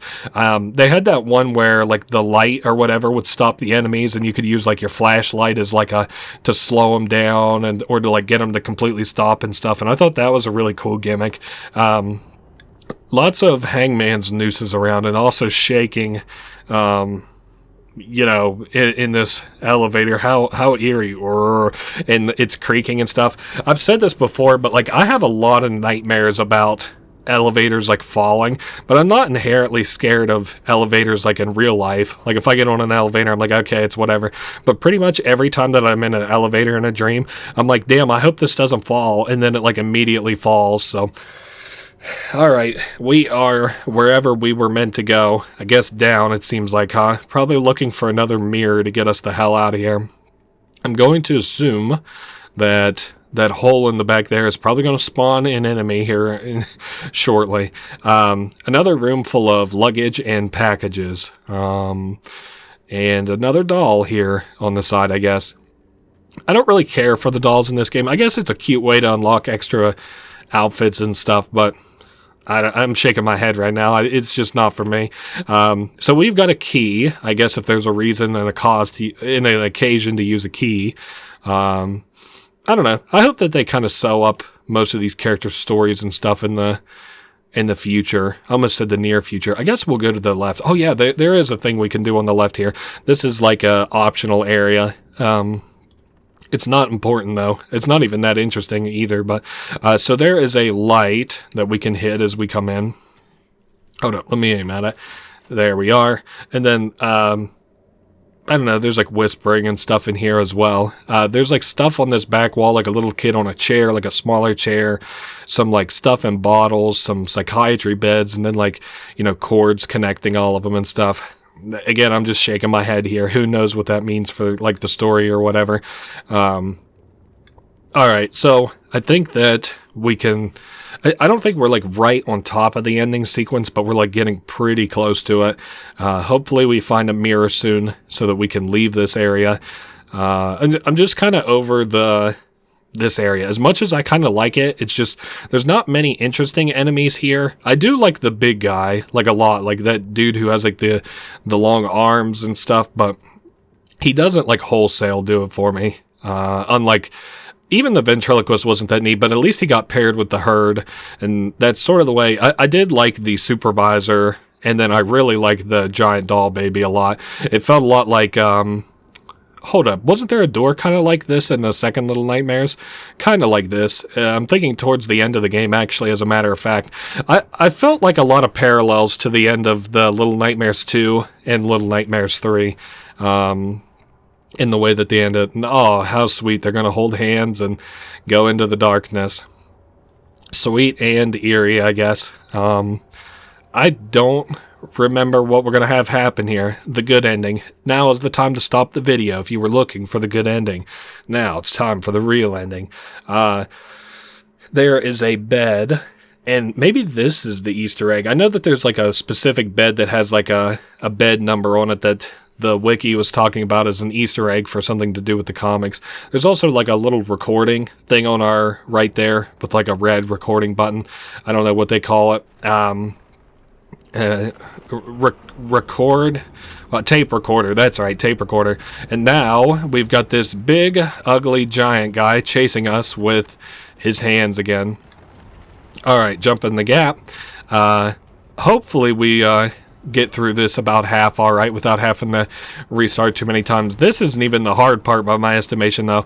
I was saying a big compilation of just like all these chase scenes and all the Little Nightmares would go super, super hard. His big ugly mug chasing us around this hallway reminds me again of the librarian from the second game. Whoa, watch out, you're tearing this place the fuck apart, bro. Lots of cages around, wheelchairs. Clearly they're like kidnapping kids, and then maybe we're experimenting on them at one point. I don't know. Oh, man, he's a banging on the wall there. Alright, welcome to the boss arena, ladies and gentlemen. I guess we were closer to the end than even I had figured. So I'm going to have her ring the gong. Very good. And oh, maybe this isn't the boss arena. Whoa, this room's about to fall apart. Oh, and the hand is chasing us. I was about to say, I don't think I had enough oomph there, unfortunately. Okay, I don't think that needs a cut just yet. We're doing well enough here. I was watching, I wanted to see generally how long this game was, and I saw Queso played this game for 4 hours. I was like, damn, he must have got hung up at the concession stand or something pretty early on in the game. Maybe like in the Carnival area. But, yeah, I don't know. I was like looking at kind of other people and like, you know, how people generally like this game and stuff, and everybody seemed to chill with it and shit. So, I don't know. I haven't yet watched a video that's like why I actually don't like this game or whatever, Little Nightmares 3, but I keep getting it recommended to me. So, alright, so this is the mirror that was at the very, very beginning of the game. If you remember, it like looked really cloudy and it had a window on the other side of it, and you know, we're like kind of like waving for the other character to come with us, and she's like, oh, no, I don't want to come, and then this is the boss arena. Didn't mean to pump fake you before, but and he knocks that mirror out of the way and starts to tear down the environment. So I'm pretty certain that we are looking for a gong. Oh, I gotta dodge the TV. You gotta watch out for all the shit that's falling around you. Oh my goodness, excuse me.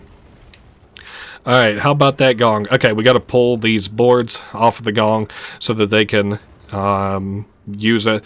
She likes to get fucking hung up on it a lot, like hung up on the boards there a lot, and it's gotten me killed twice so far. So okay, so now its eye is revealed. I'm aiming at it. Oh no.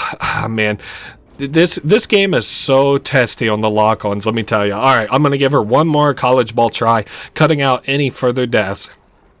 Okay, so he's once again yanking on this shit to knock down this building that we're in. I guess if you're looking for a good way to kill these guys, this is the way to do it, huh? Watch out for the TV again, and then hang on the right side here, and then we dip over to the left as soon as it falls so that we can pull the boards off this gong. Oh yeah, don't hey me, I know where I gotta go. Yeah, see, she like just kind of like meanders over and then gets hung up on the board like that. Are you kidding me? Oh my god, now I know I don't have enough time for her to gong that. Please hit it. Oh, very nice. Okay, I feel like I'm in a better spot to shoot this eye at. Okay, nice. We did hit it that time. Whatever. So he knocks around a little bit and then knocks like boulders and stuff on his hand and kills it. Whoa, I don't want to get hit by that for sure. Oh, looks like another one of those cigarette or soda machines or something. More shit falling out of the wall on this side. We're running out of arena here a little bit. Then I'm not sure where that's coming down at. I'm going to hang hard right here. Ooh, very cool. All right, now that's probably our gong, right? So we shoot down the that like dresser that was hanging on by a rope, and hopefully she's able to get up there in time to hit the gong so that he doesn't knock shit down on us. I feel like I'm on an elevated area again where I can probably hit it. Okay, I did get him that time. Very neat, very neat. All right, so the same thing happens to his other arm. He like waves it around and then it gets caught. And then this is really cool. This guy has like a cracked glasses. She breaks it open and then we shoot him in the eye. Very cool. He gets all pissed off and knocks the arena out from underneath of us. Like I think I've seen happen in dozens of games now. She just ever so barely catches us. So no hard feelings about not being willing to go through the mirror. Alright, and then we fall down this big dark chasm where presumably that guy fell down too, the big giant guy. Those characters hug as they fall to their death. Oh, how cute is that? Alright, so we are hugging the doll that we had there. I think it's cool to see the protagonist's face for once. It kind of reminds me of Lucio? I think one of the playable characters from Overwatch. I never played it all that much, but that's what he reminds me of. And I also like the little like anklet he's got on his foot too. All right, so he is now hopping up here, and I think we're going to get to actually see maybe a little bit better idea of like these drawings that he was doing. So yeah, I see like the circus tents a little bit. I saw like the little golden... Oh yeah, and our doll just transformed into a normal person. The wiki lists this person as like a denizen, which in the game classification is like basically all the enemies that try to kill us. And I don't, again, another shrug emoji. I don't get where that's coming from. I don't get, like, what? What are you talking about? Like, it's a denizen? I just kind of assumed, even if you consider it like an extra supernatural thing, like I don't get where the denizen thing is coming from. Like it's the same thing as all these people that have tried to kill us and all across all the games. Weird. All right, so we wake up at the bottom of the pit here. My mask has fell off. She is still wearing her full getup. It seems like we kind of like willed our doll to life a little bit. So maybe that's kind of like why we're so magic or whatever, like why we were sort of stored away like that is because like we can will things to like fruition or stuff like that. Like we were able to will our doll to life, and I'm trying to think what else we do. Like we go through mirrors, and so we've got a couple special powers in that regard. This is the guy that we just killed. His hand is kind of like wiggling a little bit and stuff still. He's in the, what do they call it, death thralls, death rattles a little bit. I don't know, is that his foot there at the end? He's got lots of long ass arms. I wonder what this person would look like if you pulled them completely out of this like institute, like if they would look particularly weird and oblong and stuff. All right, so here is the mirror along with the window in the background, and she once again is like, no, I don't want to come with you or whatever, and we're like, no, just come on, come with us. And I believe that we finally like convinced them to come with us somehow through some way, and we go through the mirror. Very nice. So finally, a good ending for us in a Little Nightmares game for once. Just kidding, of course. Out comes the thing 2, the girl, and the window shatters.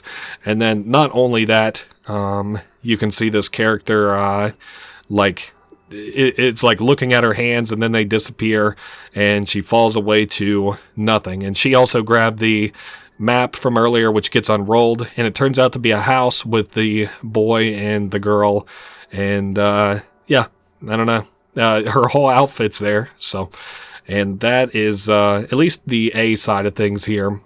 We do have a post-credit cutscene, which we get to see after I skip the credits here in just a second, but I don't know.